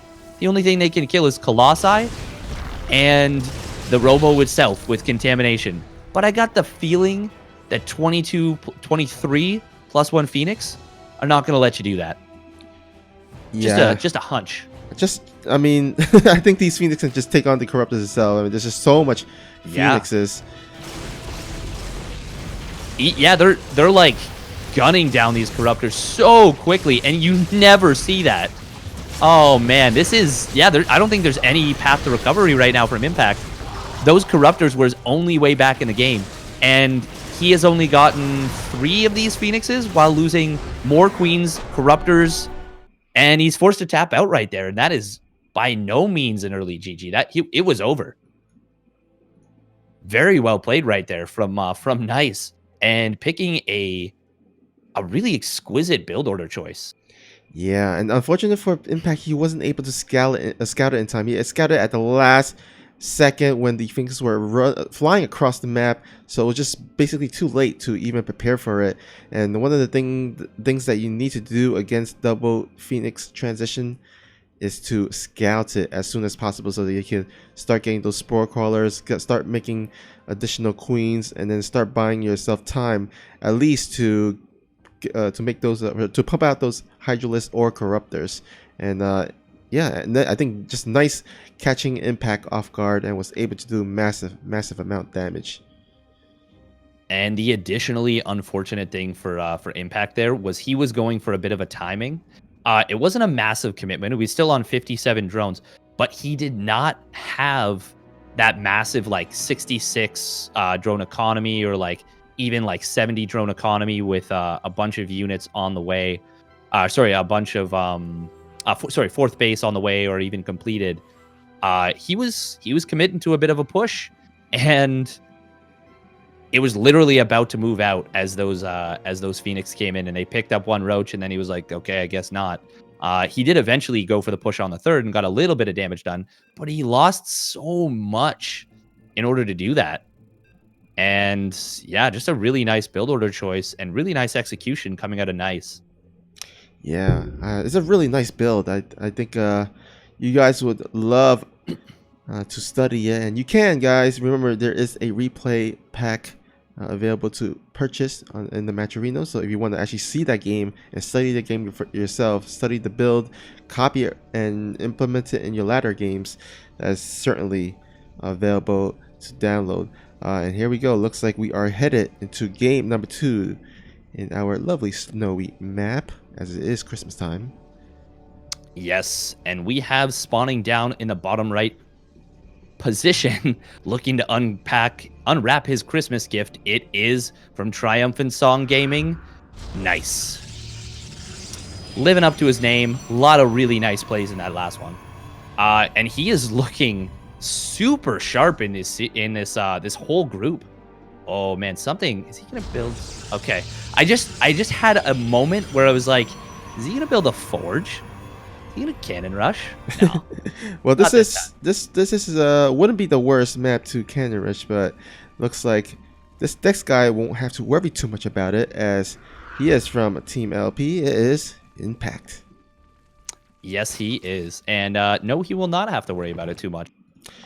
Something that's always a little bit should be in the back of your mind as a Zerg player. And that's exactly why Impact is sending his Overlord, the second Overlord, to the natural. Just make sure that there is no shenanigans, there's no cannon rushes coming out of Nice, and we'll be able to, at least for the moment, be relieved that there is no cheese incoming. But Steadfast, speaking of Nice, this year, have you been in Santi's Nice list or his naughty list? I think for the most part, I've been pretty good. I've been up there on the nice list for the most part. We all have our slip ups. You know, you get a little salty on ladder, but I think for the most part, I'll land in the good books. You know. What about yourself?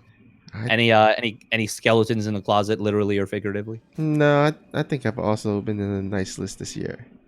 There you go. No coal for us. Yeah, but you know what? I heard a rumor, like it might be true or maybe be false, but I heard that whoever wins this tournament, if they've been a naughty boy this year, they get a free pass and they get to be on Santa's nice list.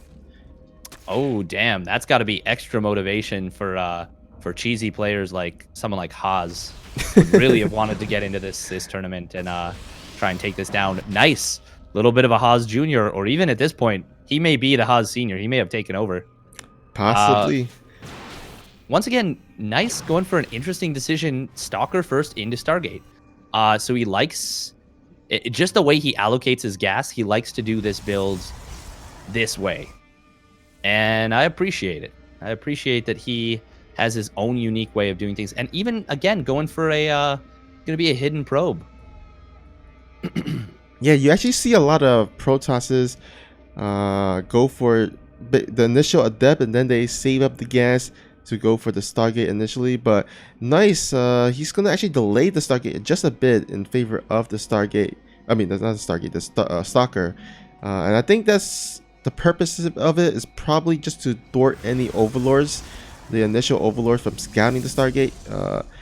And yeah, so far it has worked out, as I think Nice or Impact has been in the dark. Yeah, he doesn't see anything in the main base.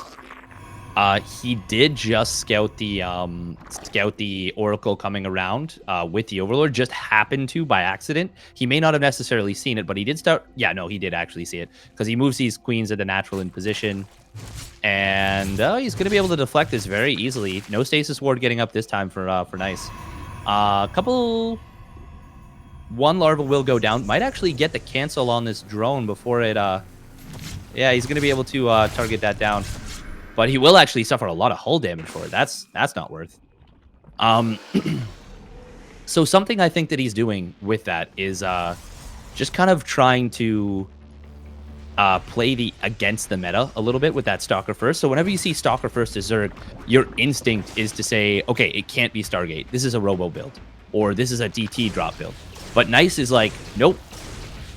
Stalker First means nothing. You want to metagame me? You're gonna get punished.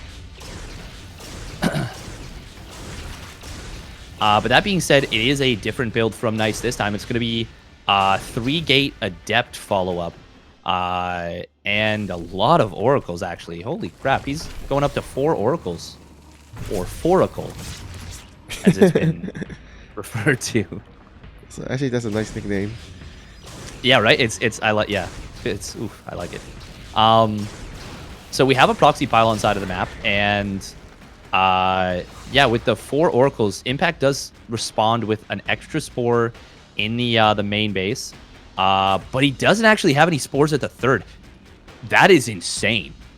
That is truly nuts to me. Now, we will have 3 Queens over here, but 4 Oracles may actually be enough to gun those down. Actually, no, when you introduce a Phoenix in there, 100%. And Adepts, a lot of Adepts moving across the map. This is looking pretty rough right now for Nice, I think, or for Impact, I think. Shade finishes into the 3rd, gonna get a lot of drones killed, and Queens all are pulled. Actually, 2 of the Oracles go down, and this is a pretty crisp defense right now for Impact. Actually, 0 drones have died during this, and part of that is because Nice was not target firing workers. He was trying to micro his Oracle. So there was just enough to aggro the attention of the Adepts over there, and eventually they were cleaned up, and that's a really, really nice hold out of Impact. Yeah, it looked pretty scary. Good thing is that the glaive for Impact is that the Adepts didn't have glaives. Plus, he had more than enough queens prepared to deflect the Orco, and he does lose a few drones now and then. 3 going down, but only total of 4, which I think if you're in Impact's position, you would take gladly. Oh, absolutely. Considering the amount of resources his opponent is committed in, yeah, I think you're okay with that. But that being said, his continued failure to build a Spore Crawler at this 3rd is hurting him a lot. He has now lost another 8 drones here. And did he scout the mutas? I wanted to mention this, but didn't really get the chance to. There was not a hidden spire, but there was a sneaky spire for Impact, and Impact's about to fly into his opponent's main base and potentially get a lot of damage done. There is a photon cannon that's well on the way, but it's not finished yet. And this is going to be, yeah, several probes going down. Already a couple actually going after the cannon is Impact here. But looks like Nice actually doing a pretty decent job of deflecting this. Yeah, just 1 Phoenix actually enough to take care of it. Oh, but at the 3rd base, little Ling run by. Other side of the map though, big push coming from Nice, and well, there are a lot of Immortals here, and there's no real power units for the Zerg. But this is kind of a strange move out. Big arc on the defense, though, from Impact. Nice force fields, but they don't actually completely close off the army. 4 Ravagers, though, can't fight.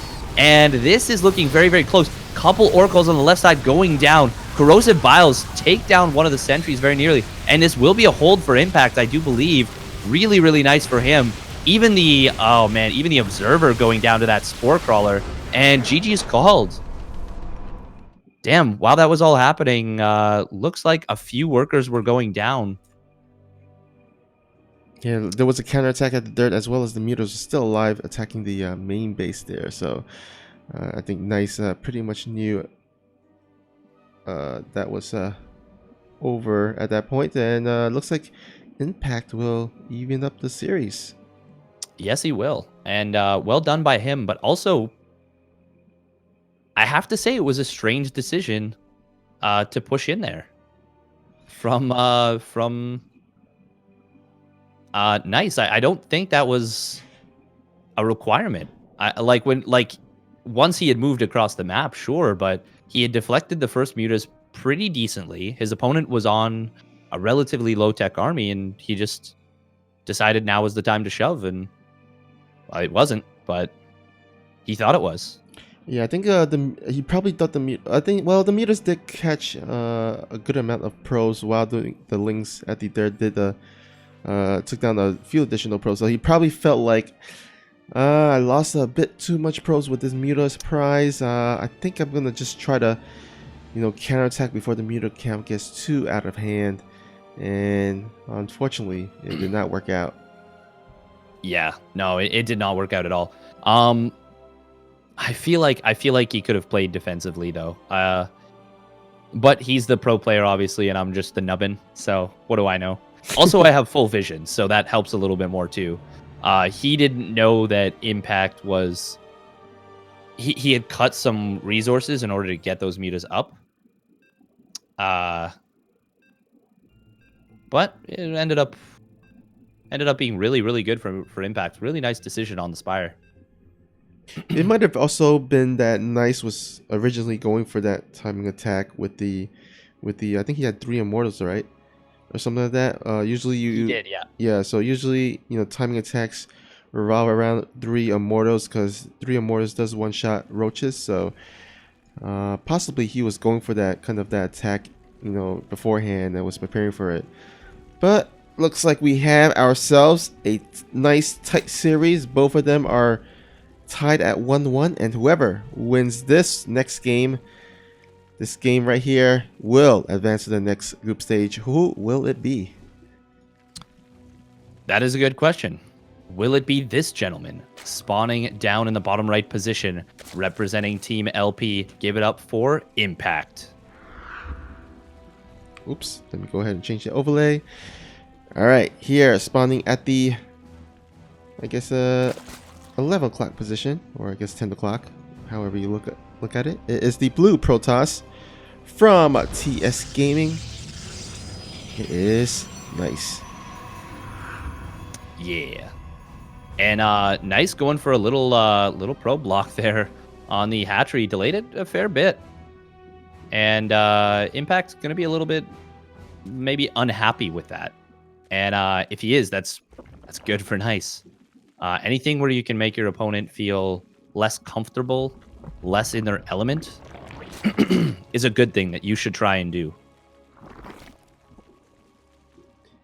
Yeah, but at the same time, yeah, you don't want to mess up your little build order timings.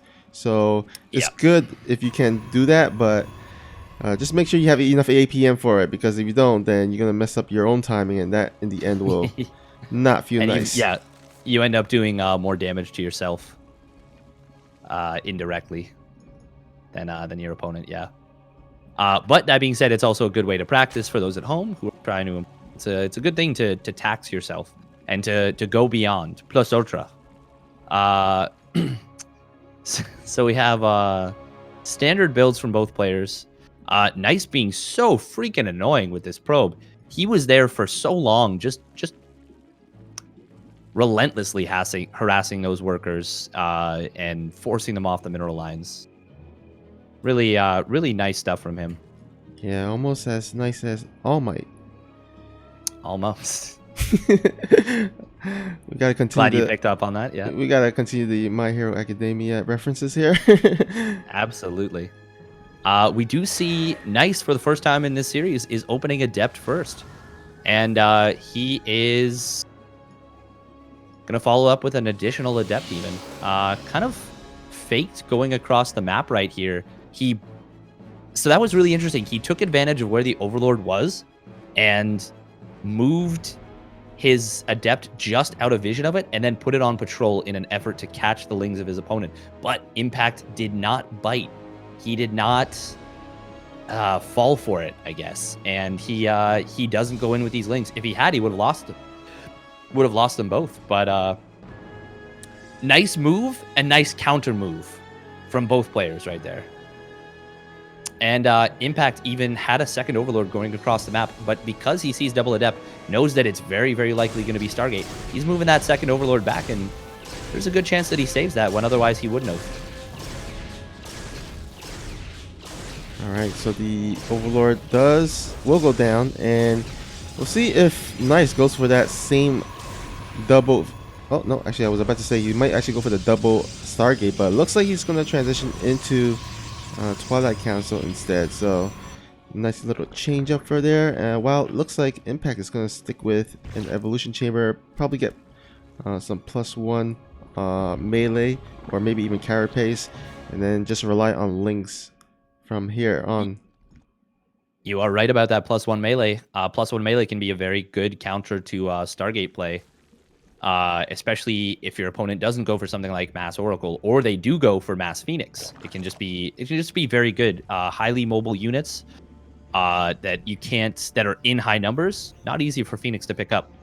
And even Oracles, you have to be very conservative with your energy. But looks like Resonating Glaives and a Proxy Pylon on the other side of the map.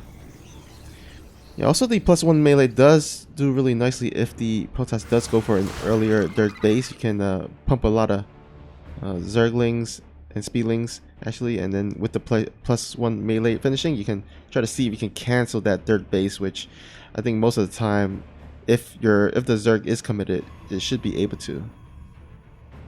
That is true. We do see Impact actually scouting around for a potential Proxy Pylon from his opponent, but he doesn't scout it. Oh man, look at this. He's got the one Zergling on patrol, but it just missed where that pylon was. And Nice doing a good job of tucking himself into the corner. Now, we do see that Impact scouts no third base. And this may be enough to tip him off. He is pumping out a fair number of Zerglings here and getting his queens in position at the third. Still does not scout this. Oh man, he is looking everywhere for it. Just not being able to scout the exact Proxy Pylon location. And oh no, he's actually going across the map while these Adepts are moving in. Oh man, that is so brutal. +1 melee is 10 seconds away from finishing, but Glaive Adepts have already completed. And we do see Impact very quickly pulling his drones back in, but he's already going to lose quite a few as the transfer finishes up for these Adepts. Now, the Queens, there was 5 of them. They have a lot of transfuse energy. Oh man, he's actually going to let that finish. And that looked like it maybe wasn't a great decision, but it was actually really good because he had so many Adepts. But that being said, he does lose a lot of them to those Lings and to the Queen support fire. Meanwhile, jumping into the main, right into a couple waiting Roaches. But really, all that this has done is help to even the worker count a little bit.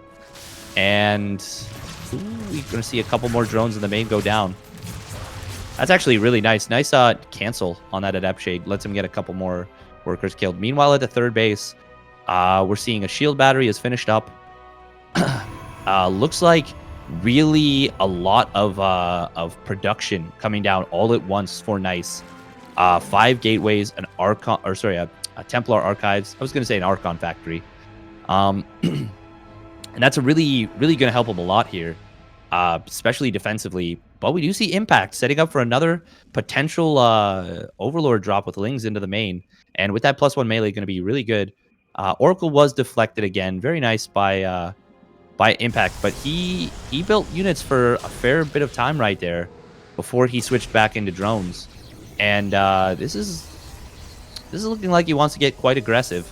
Ooh, nice move on that Overlord. Recognizes the pylon's going to scout it. So he's like, okay, I'm not going to go in just yet. And he'll wait to time it with his actual proper attack. Meanwhile, there's actually no units in the wall. Potential for a run by is here for Impact. Meanwhile, getting to the main base with these Lings, gonna force a massive warp in the main, and gets 4 probes for his trouble as well. honestly just drone up a little bit more Impact and kind of play it out from there. Take a 4th base and just I think he can chill a little bit. Doesn't need to get overly aggressive. Although it looks like Nice is going for the aggression as he is moving out. He's got 3 Immortals, a lot of sentries with a lot of energy. War Prism joining into for additional Warpins, and we do have a little bit of a kind of a Zergling group at the south side, possibly going for morphing into Banelings and then going to the third base. But he might need to pull it back because this attack is about to commence. Yes, it is, but there are a ton of Ravagers here. And honestly, Impact, just cancel that base. Don't try. No, he's going to try and defend it. I actually don't like this decision. He was too far out of position, and he's just going to lose it when he could have canceled. Even going to lose a couple drones that were not saved there. That's actually really awkward. But big counterattack coming in at the third base. And going to be getting a lot of damage done here. Now, Impact would really like to hold off before engaging until this +2 melee and centrifugal hooks finishes up. If he can do that another 10 seconds or so, that's going to be a lot more power in his army, especially with the Ravager's ability to break those force fields. Yeah, I think as long as he can position his army at the ramp area and deny Nice from moving up, I think he should at least buy enough time. And look, yeah, the upgrade has just finished. And oh boy, look at this. So many Banelings are rolling in. And they keep rolling. One of these gets in the probe line. That's a lot of dead probes. And looks like the probes are pulled. And actually just enough Zealot Warpins are there. Oh no, the Baneling. Oh, almost lost. Just a crap ton of stuff right there. Meanwhile, middle of the map, couple Lings to get picked off.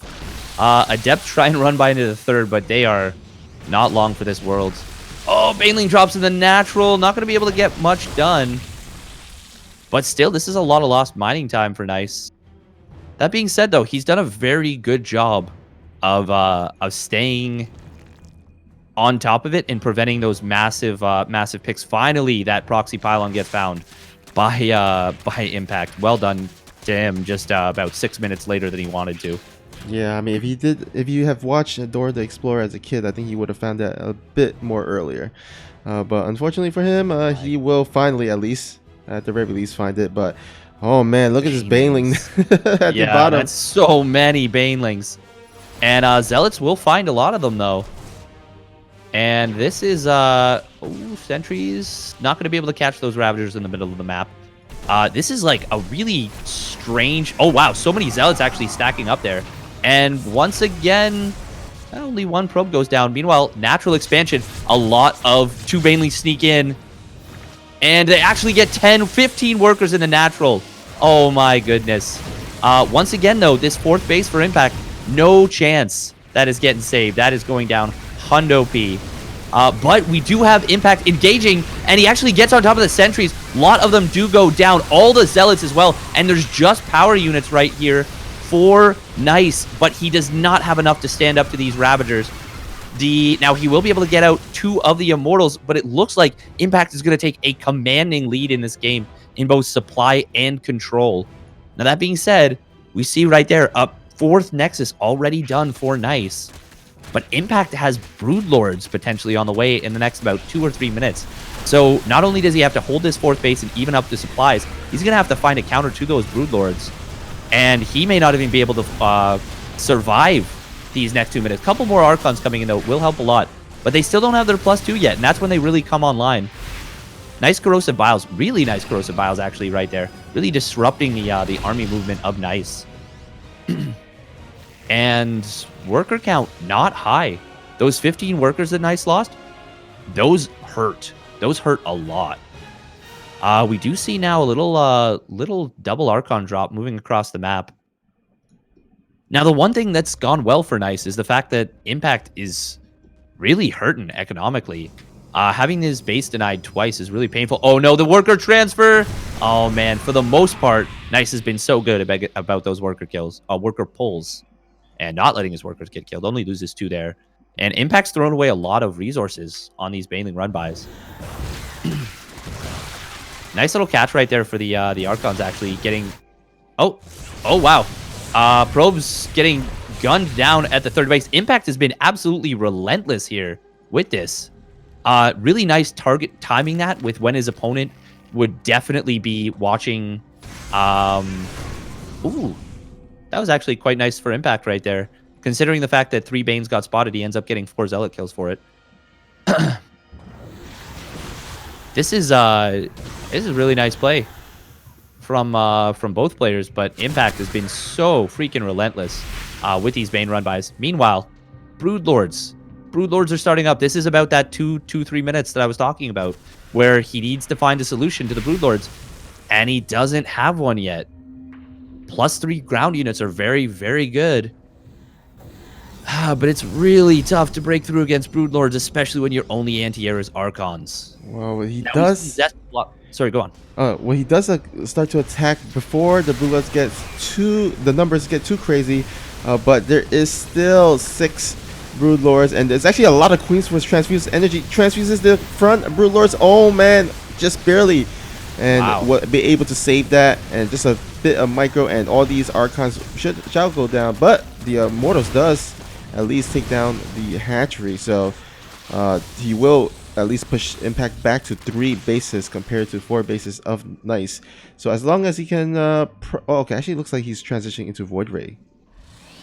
I kind of like this decision. He's concerned about an attack now, and Void Rays are actually very good against Broodlords that are off creep. And these Broodlords will be very far off creep. Those transfuses were actually the MVP of this game. If he doesn't hit those, I think he loses 6 of those 8 Broodlords he had. Those were so close to being just out of position too. But the siege is on, and this is already this 4th base in a lot of danger right here. Void Ray comes up, but the queens have caught up to the Broodlords, and a lot of transfuse energy will have to be used, but I think this is just too much. There's not enough on the ground. Once again, only power units, and they can't even get in range of the Broodlords. GG is called, and Impact takes 1st place in the group. Really nicely done from him.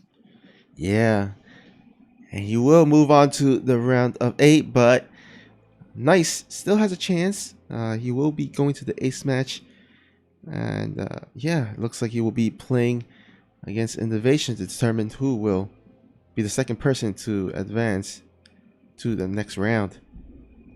Yes, he will. And we'll have to see if Innovation can turn it on for this rematch. You know he's hunting right now. He was hoping for that rematch, I think. Nice, on the other hand, will he be able to bring the kind of PVT that we saw from him in that 1st series? Yeah, I think Nice played a really nice, I guess oh, damn, I did the pun again. But anyhow, he had a great defense in the 1st series against Innovation. And if he does play as good as he did, he definitely has a great chance of beating Innovation once again. Although Innovation, you would expect he learned a few things or so from that 1st series and might actually change things up. But looks like they're gonna go ahead and start their map vetoes, and we'll get into our next game real quickly. But before we get into that, I'd like to give a shout out to one of our awesome sponsors, GameStop. You know, the Star Wars movie is about to come out, and it is Christmas time, and maybe you want to actually get some Star Wars Funko Pops for your friends and families. Well, you can go to your local GameStop and buy those amazing Funko Pops for, usually they have a deal to I think like they give like 2 or 3 for the price of 1 or something like that. So awesome deal. And if you don't care for Funko Pops, they also have other things such as the most recent games, the most recent consoles, a bunch of great stuff, different action figures. You can get it all at GameStop, and yeah, you go ahead and check them out at GameStop.com, or just shout them out in Twitter and let them know how much you appreciate them supporting the esports scene. Yeah, that's those tweets, they're actually pretty great when you do those. Really shows the sponsor that, like, hey, like, we recognize what you're doing, we appreciate it. It's and it costs you nothing. It's like 35 seconds of typing. Yeah, really good stuff if you can go ahead and do that, but don't feel pressured. It's okay. It's a busy time of year. We understand. But we would appreciate it nonetheless. But yeah, what are your thoughts on this rematch?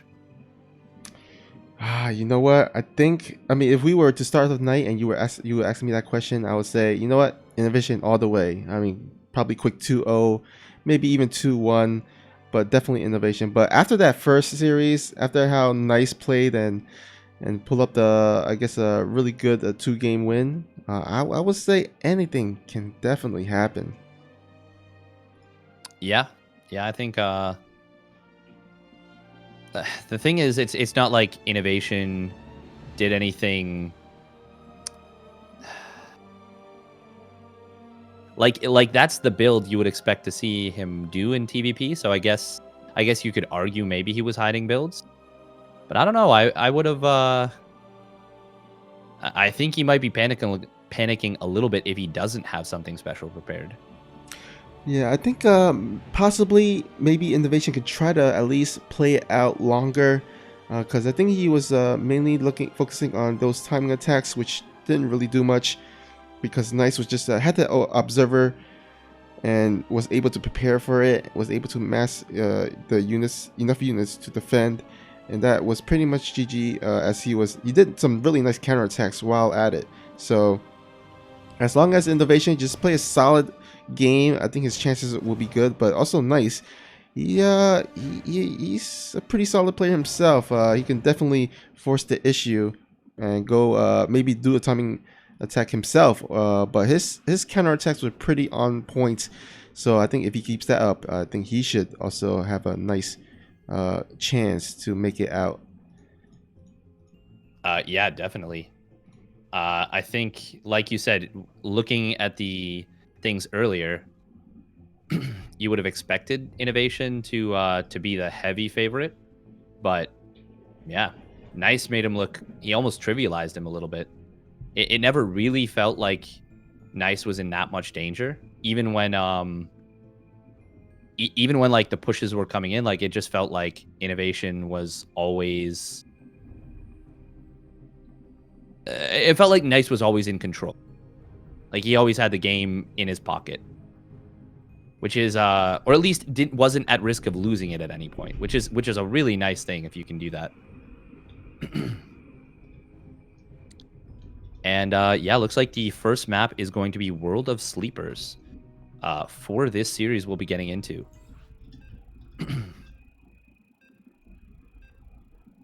This is a map where on Monday we watched SOS against Cure.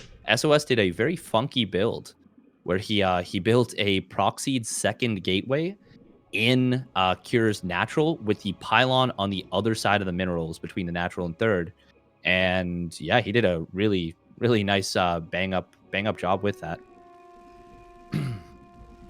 Now we have spawning up in the top left position, or top right position, wow, of World of Sleepers. It is representing Kaizi, Innovation, the blue Terran player.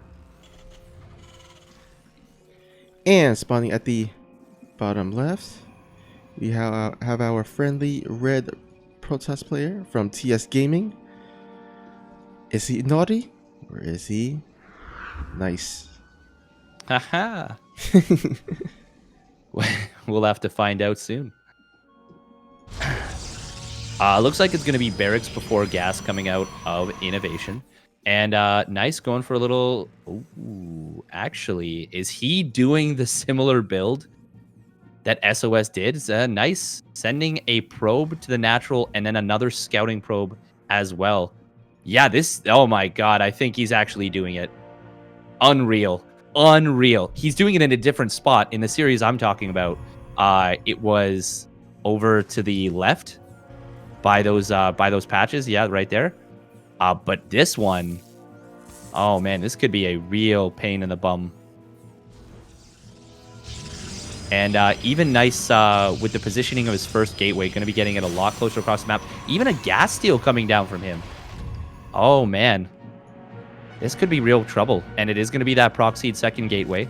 Cybernetics core just now starting up at the natural, and Oh man, this is it's gonna be pretty tough right here for Inno.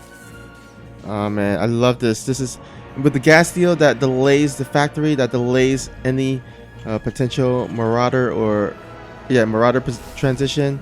And this is gonna be pretty scary because this is still unscouted. Reaper, Reaper just changed direction. Oh my god, he's scouting for the wrong spots for proxies. And now he should have an idea. Okay, he actually scouted it by accident with the SCV and immediately cancels the command center on the low ground and goes for a bunker. I love that he didn't hesitate on that cancel and he just went for it immediately. That is very good decision making. Now I would love to see Nice in response to this not commit maybe as heavily as he was originally going to.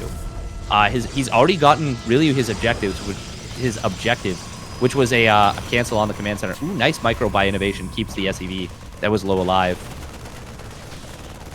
Oh, wow. Big dodge right there on that Stalker. Stalker's going to go down.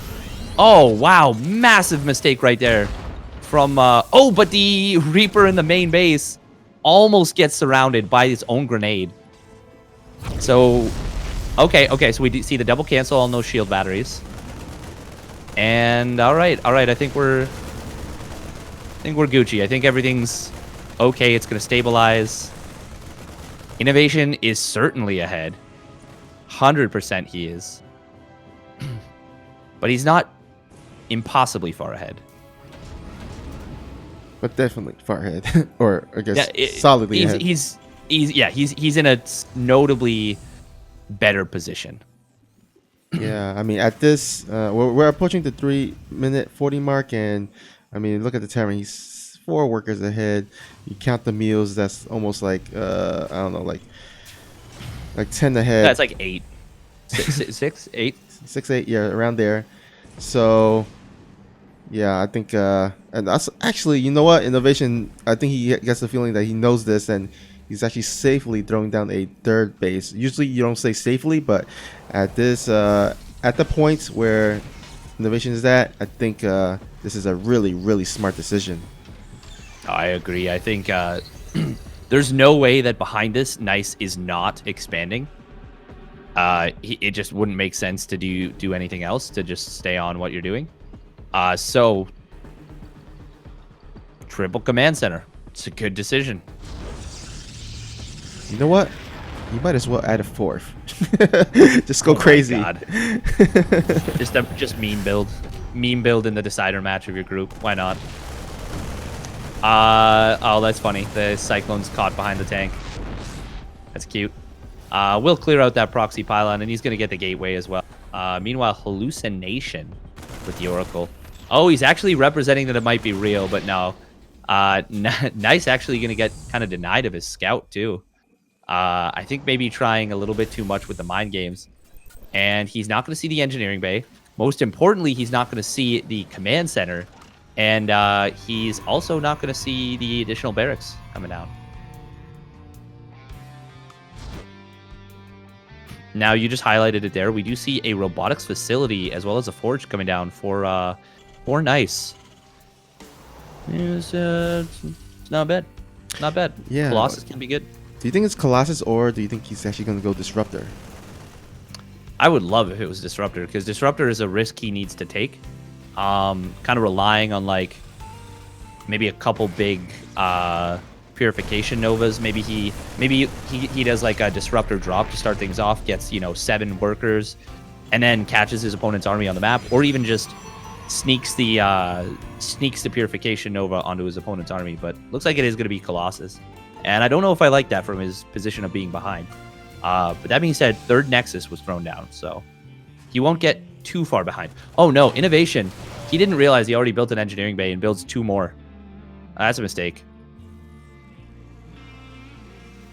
That is a bit of a shame, but not a huge one. It's 125 resources, 50 resources. Yeah. It sucks, but it's not the end of the world. Oh, I like this. He's gonna actually try to fake a warp prism, but it's not real. And just try to get his units off position so he can try to dive in. But Innovation's too good. He's not gonna fall for it. and will be able to make, or I guess just based on his army positioning, will be able to securely know that there's no cheeky play from Nice, as he does retreat his entire army back. Yeah, that was really nice attempt from Nice, and it almost worked. But Innovation, like you said, just a little bit too aware of what his opponent could have been doing there. Like, he was like, wait a minute, no, you would have dropped into my base by now. I don't have units here. And he stopped his Marines, and he kept them where they needed to be, which was at the front, protecting his tank and his natural. But it was a nice attempt from Nice. Gotta find something better. It was a very creative attempt from Nice. There we go. Yeah, his name just invites you to say Nice over and over again, right? Yeah, right? It's like catchy. This is kind of a timing, but it's also kind of an anti-timing right now if Nice were to commit there. He'd be pushing into Stim, 1-1 combat shields, and concussive shells, even though he had his own +1 and thermal lance finishing up. That's a situation you don't really want. Now, that that observer might have watched the double drop leave. I'm not too sure. It's possible. I mean, he is moving his units all the way to the right side, so I think he has a hint of it if he was watching it. Because sometimes you do have the observer there, but you gotta pay attention to make sure that you're watching. And it looks like, yeah, he's trying to find it, but he's actually gonna move a little bit too far away. And this is super awkward because now Innovation's going to be running into the main. Oh, but Nice will actually find it with the Observer. Is that going to be enough to prompt a recall from him? Scan comes down, and this double medevac drop will get in here. Once again, a lot of proxy, or a lot of Artosis pylons here. Actually, going right after the Forge with the +1 armor upgrade. Really, really nice pick. And Zealot's being warped in, not even close to enough. And there's just one Colossi. Ooh, Innovation was thinking about diving on it, but he doesn't go for it. Just picks off another pylon and gets out of dodge. It's pretty nice. Yeah, that's pretty good, considering that he is behind, the Protest is behind in upgrades, and he's working off of 1 Forge. Innovation, on the other hand, he's working off 2 engineering base, so his upgrade lead is going to be super far ahead in the next minute or two. And this is something really interesting we're seeing out of Innovation right now. So he threw down a second factory, and he is now adding on a third. He is going to be going mass tanks, and he's getting that +1 vehicle weapons. This is something we've seen some Terran players experiment with a fair bit. Even Thermal at Cheesadelphia went for, it was actually, by the end of the game, once he was up on 5 bases, it was 6 factories against Protoss. And meanwhile, a big attack coming at the 4th base. Gonna pick off an Archon very, very early into that push, but he will eventually get pushed away as the rest of Nice's army appears. But the supply is substantially in the favor of Innovation right now. Yeah, he's actually 13 workers ahead, which is not common. And also he's ahead as well in army supply, about 30 or so. And his +2/2 is about to be done. Looks like Nice did decide to add additional Forge, so he will be able to at least try to attempt to come back. But it's gonna be probably in the later stages of this game before he can actually tie up the upgrades compared to his opponent. And it looks like Innovation is deciding to, yeah, he's got, let's see, how many tanks does he have? He has total of 9 tanks, 18 Marauders, and 27 Marines. That is not too shabby, but it looks like Nice actually moving out in the middle of the map. This might actually turn into an awkward situation here. Yes, and Nice does see him. He gets a bit of a flank on the army. Actually, a lot of Colossus beams coming down, but as the tanks siege up, those Colossi are going to disappear. Nice micro actually coming in from Nice, and he keeps them alive longer than expected, but most of his army got melted there, and GG will be called off the back of that. Oh, man. That was a really nice timing for Innovation. He was maxed out. He had 2/2, and his +1 vehicle weapons had just finished up as well. And Nice, despite kind of getting the first shots there, his army was just way too much smaller. And yeah, not only smaller, but in terms of quality-wise, stronger. The upgrades just just in favor of innovation. And also, you know, when you have that many tanks, I mean, I know it was a good idea to try to catch it off guard on siege out in the middle. But once the siege tank was sieging up, I think, yeah, that was pretty tough to hold off and try to kill that many tanks. He might have possibly wanted to actually back out a little bit and buy enough time to warp in additional, maybe even create a little bit of a flank between the two army. I mean, between the army, the two sides of the Terran army. But yeah, Innovation managed to clean that up, and we'll head into game 2 with a nice 1-0 lead. Yeah, I think there was like 3 or 4 volleys of Colossi where it was good for him to be there. And then after a little bit, it became suddenly very bad for him to be there.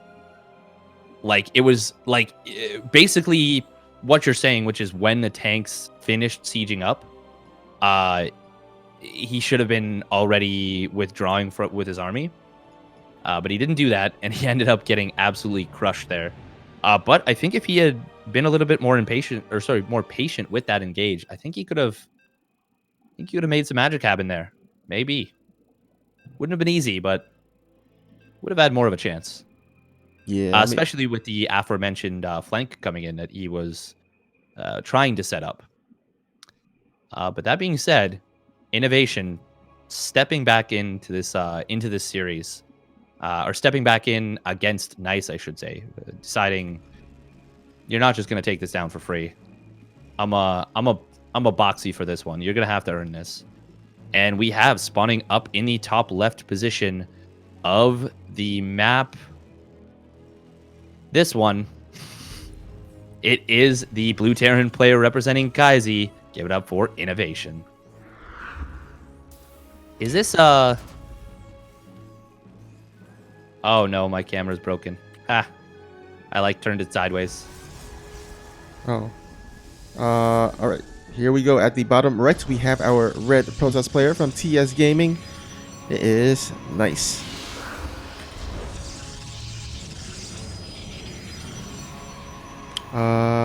Let's see here. Wait, is this? You were asking what map this is? Is it? Yeah, is this Simulacrum or whatever? No, this is Nightshade LE.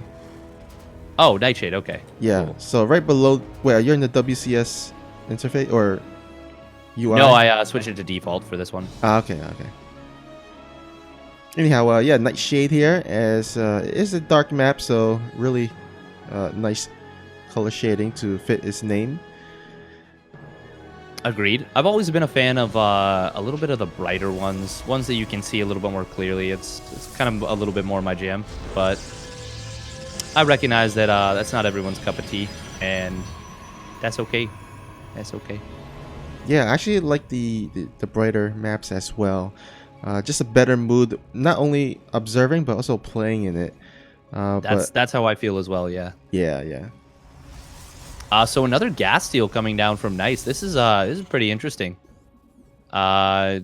Little bit surprising to see this twice.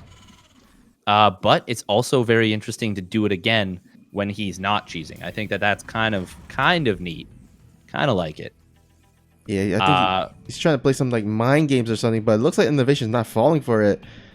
He's going straight into the opponent's base. Although he did go straight into his opponent's base last game. But he's gonna get a quick factory and start, I guess, shooting away at that assimilator. Yes, he will. And we did see a very quick, ooh, nice. Almost gets the block with the probe there. We do see a very quick double gas coming down from Nice. And he saturated those right away in his main.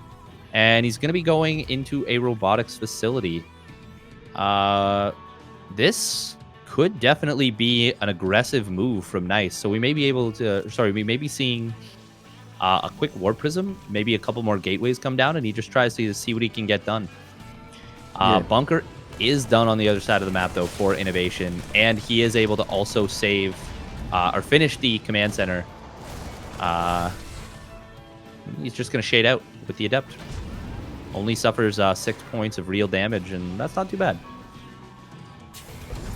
Nice. Oh, wow.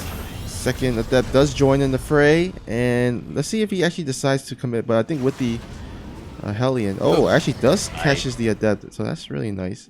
Oh, not the adept, Yeah, the Reaper, the Reaper. Sorry. Yeah, no worries. Reaper goes down. That's a nice pick.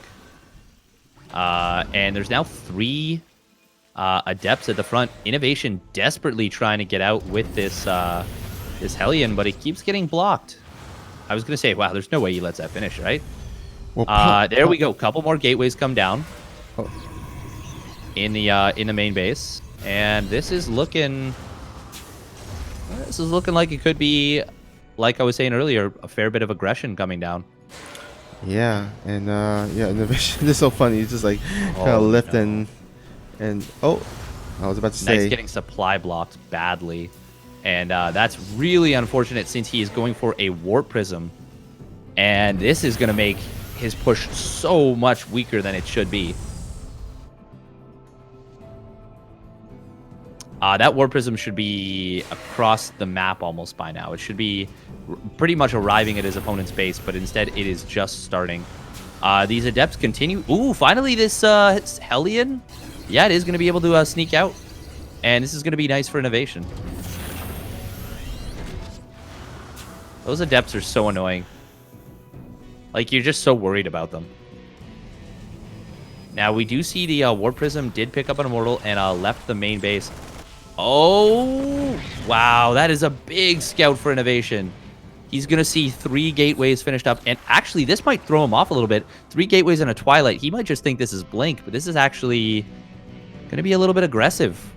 I don't think he'll be expecting an Immortal with this. Oh, and Dark Shrine to follow this up. Love it. This is as weird as a build that you can get. I mean, he's going for a Robo. He's going for some War Prism, Stalker, and then he just follow up with a random Dark Shrine. But hey, if he can distract Innovation with this, there's actually no turrets. But first bunker does go down, and he's going to get on top of the tank, and he does snipe it down. But at what cost? He does lose a lot of the Stalkers here, and try to micro there to save as much units as he can. Some actually pretty sloppy War Prism micro coming down from Nice right there. Oh, and he actually runs into a Viking as well. This may take the War Prism out. I do believe that is going down for sure. Viking may sacrifice his life for it. Oh no, the second Immortal gets locked onto, and that is dead. Not even going to be able to take down the Cyclone. Oh man, even the body block coming down from Innovation was really nice. Actually, ironically, the one Immortal that derped its way forward survives and baits the other 2 units to dying for him. Oh god, he is literally the worst friend you could have. He left his friend to die. That is a betrayal. Oh, that was a heads-up play right there from Innovation. Recognizing that his opponent still had high ground vision there, and he's like, yep, okay, I'm fine with that. I'm gonna do the thing. Oh, DT Warp in. Innovation. He doesn't have any turrets. He's got he actually just threw down a scan or an orbital. Or sorry, he did throw down a scan at the natural of his opponent, and he is going to have nothing to scout these DTs. DTs are about to be dropped into the main. Meanwhile, counterattack on the other side of the map getting a few probes, but 3 DTs are going to go uncontested right now. Oh man, Scan actually just got enough scan energy in the main, and Nice recognizes that. He's going to split his DTs up into what is basically only 1 scan at a time. And there we go. Oh no, but he's going after the orbital command center, actually accidentally target fires it. That's a mistake, but 2 more DTs warped into the, actually 3 more, jeez. Nice is really, really going ham on this. Yeah, I think he could have actually took out the stim pack in research, but looks like stim pack will research and complete. But nice damage here by Nice, getting a total of 9 SCVs, which at least should even up the probe count that he lost earlier. He lost, I think, like 5, like you said earlier, to that Marine Force. Yeah. Yeah, so... Yeah, but it looks like... Oh, go ahead. Well, I was just going to say, it looks like he might actually just commit to an all-in right here. He is sending probes down to... Yeah, he is taking a 3rd base, but he is... He needs to get something done with this. For now, he's just doing taking the paint off of this command center a little bit. Finally, actually goes after the Raven a little bit, but he will be forced to pick up. And a nice scan from Innovation. Going to see that the Nexus was in fact started. So he knows that it isn't done yet, which is very important. And it's going to be good enough information for him that he can just chill for a bit. And I think he needs to. Because if he fights this in an open field, he could very well get overrun. And these Zealots do have charge. And he actually sees it. Tanks siege up a little bit late, but they will be able to siege. Auto turret goes down almost immediately. And tanks are trying their best, but this is a lot of Protoss right here. And he's actually going to be able to be breaking through. Although Archon's going down is really the power of this push. And more Zealots. This is so close right now, but it's 1-1 on these Terran units. And that tank in the backfield stayed alive for so long. Really nice hold from Innovation, but he loses 17 SCVs. And behind this, nice. He has 3 bases. Oh, I would have really loved to see a bit of War Prism micro right there with that Immortal. Use the Hardened Shield, or the barrier, and just try and pick off a couple of those Marauders if you can. Yeah, but he does clean it up, so that will allow him to at least start establishing his third base, which he is floating. Half life there. But we actually see a 2 medevac drop, 2 Widowmine medevac drop, and if Nice does not pay attention to his natural, which it does not look like it, because it seems like he's going to focus on the follow-up attack, this could be disastrous. But Innovation, he needs to make sure he doesn't die to this. This is a good, decent force. A lot of Widowmines will connect with the initial charge lot. In the natural expansion, 12 probes went down for Nice, and Innovation, if he can just hold right here, is going to be so far ahead. And I think he should be able to. Big Warpin coming in, though. Nice micro on that Immortal, but the Archon in the top side is so low, and it does go down. And there's a couple of Immortals, but these are 1-1 bio units with medevac support. And Nice forced to tap out, and Innovation is going to be our last player to advance. Boom, baby. Turns it around. Yep, and congrats to Innovation. He will be the last player, the second player to advance from Group D into the next round into the group stage 2. So congrats to him, and nicely done. Yeah, really nicely done from Innovation there. That was no easy feat, and really funky play coming out of Nice. Very difficult to deal with, but he did, and he did it in a really effective way. But that being said, it looked like Nice wasn't going to be able to get anything done 3 or 4 times, and he just made magic happen. But that being said, he kind of ran out of mana towards the end there, and he just didn't have any more spells to cast, and Innovation was like, lol, and then he just beat him in the face with a club. Yeah, I think if he did see the Widowmine drop and saved all those probes, I would say he will probably be in a decent position, because he did, with that last big attack, kill a bunch of SCVs. So he was quite ahead in terms of the SCV count. I mean, not the SCV count, the probe count. And all he needed to do was probably play it out, and I think he could have possibly won game number 2. But those Widowmines, those are some deadly Widowmines, and if you're not paying attention, they can pretty much wreak havoc. And they did, and that was such a small move, but and a really unexpected move. People don't really send 2 Widowmines out at that stage in the game in a drop, but Innovation does it, and he makes himself look like a genius, because he picks up 12 free probes. Yeah, he did it at the right time too, when the fight was going on. So the focus and the attention of Nice was on the fight instead of his natural. Yeah, and the only attention he put towards that was he dropped the Widowmines. He didn't drop them across where you carpet bomb them. He just clicked drop on the mineral line, and then when he got a free half second, he burrowed those 2 Widowmines, and then they got a massive amount of damage, and it was really good for him. It's just that's a really smart understanding of how the game of StarCraft works. For It's sure. nice. For sure. All right. That does it, guys. That pretty much wraps up Group D. And let's take one last look here at the Wikipedia page to see what's coming up. Let's give it a little bit of a refresh. So here we go. Nice did get eliminated, unfortunately. So that means Impact and Innovation will head to Group A, which you will... I'm not sure exactly which player goes to which group, but we shall see later on once the rest of the groups are updated. But so far we have in Group A, Group Stage 2, we have Solar, TY, and Zest. And that, of course, will be tomorrow at 10 p.m. Eastern Standard Time. So make sure to tune in for that. And yeah, that pretty much does it. Actually, one last shout out to our amazing sponsor, Salad Technologies.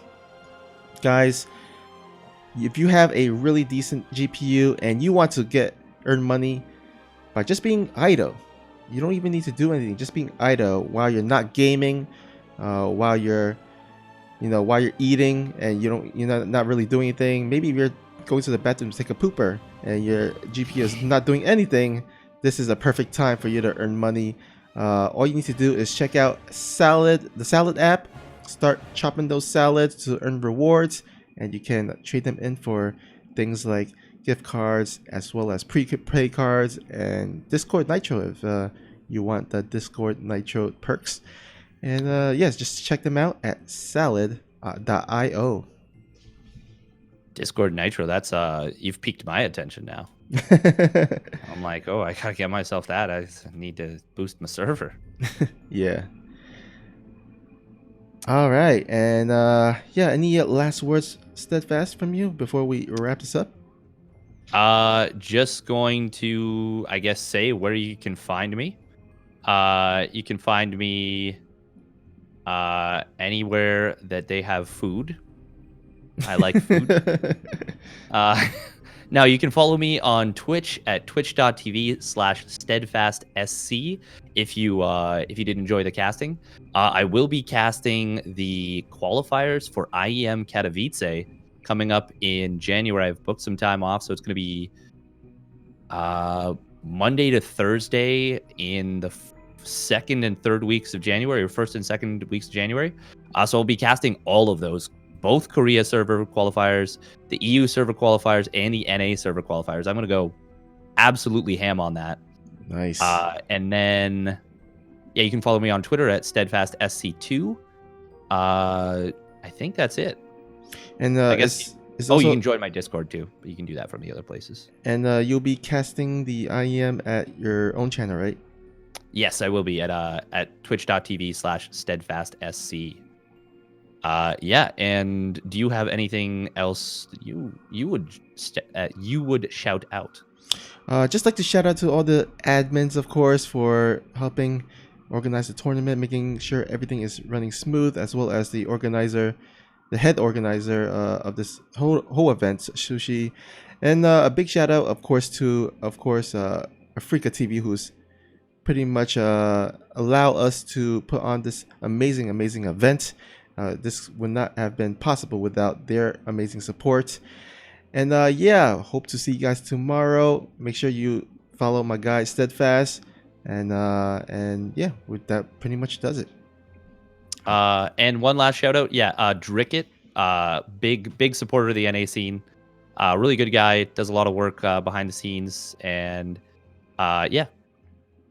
Awesome. All right, that does it. And hope you guys enjoyed the games. Hope you guys will tune in tomorrow, and we'll see you then. But until that time comes, this is your friendly neighborhood puppy dog Snoopy, as well as Steadfast, signing out.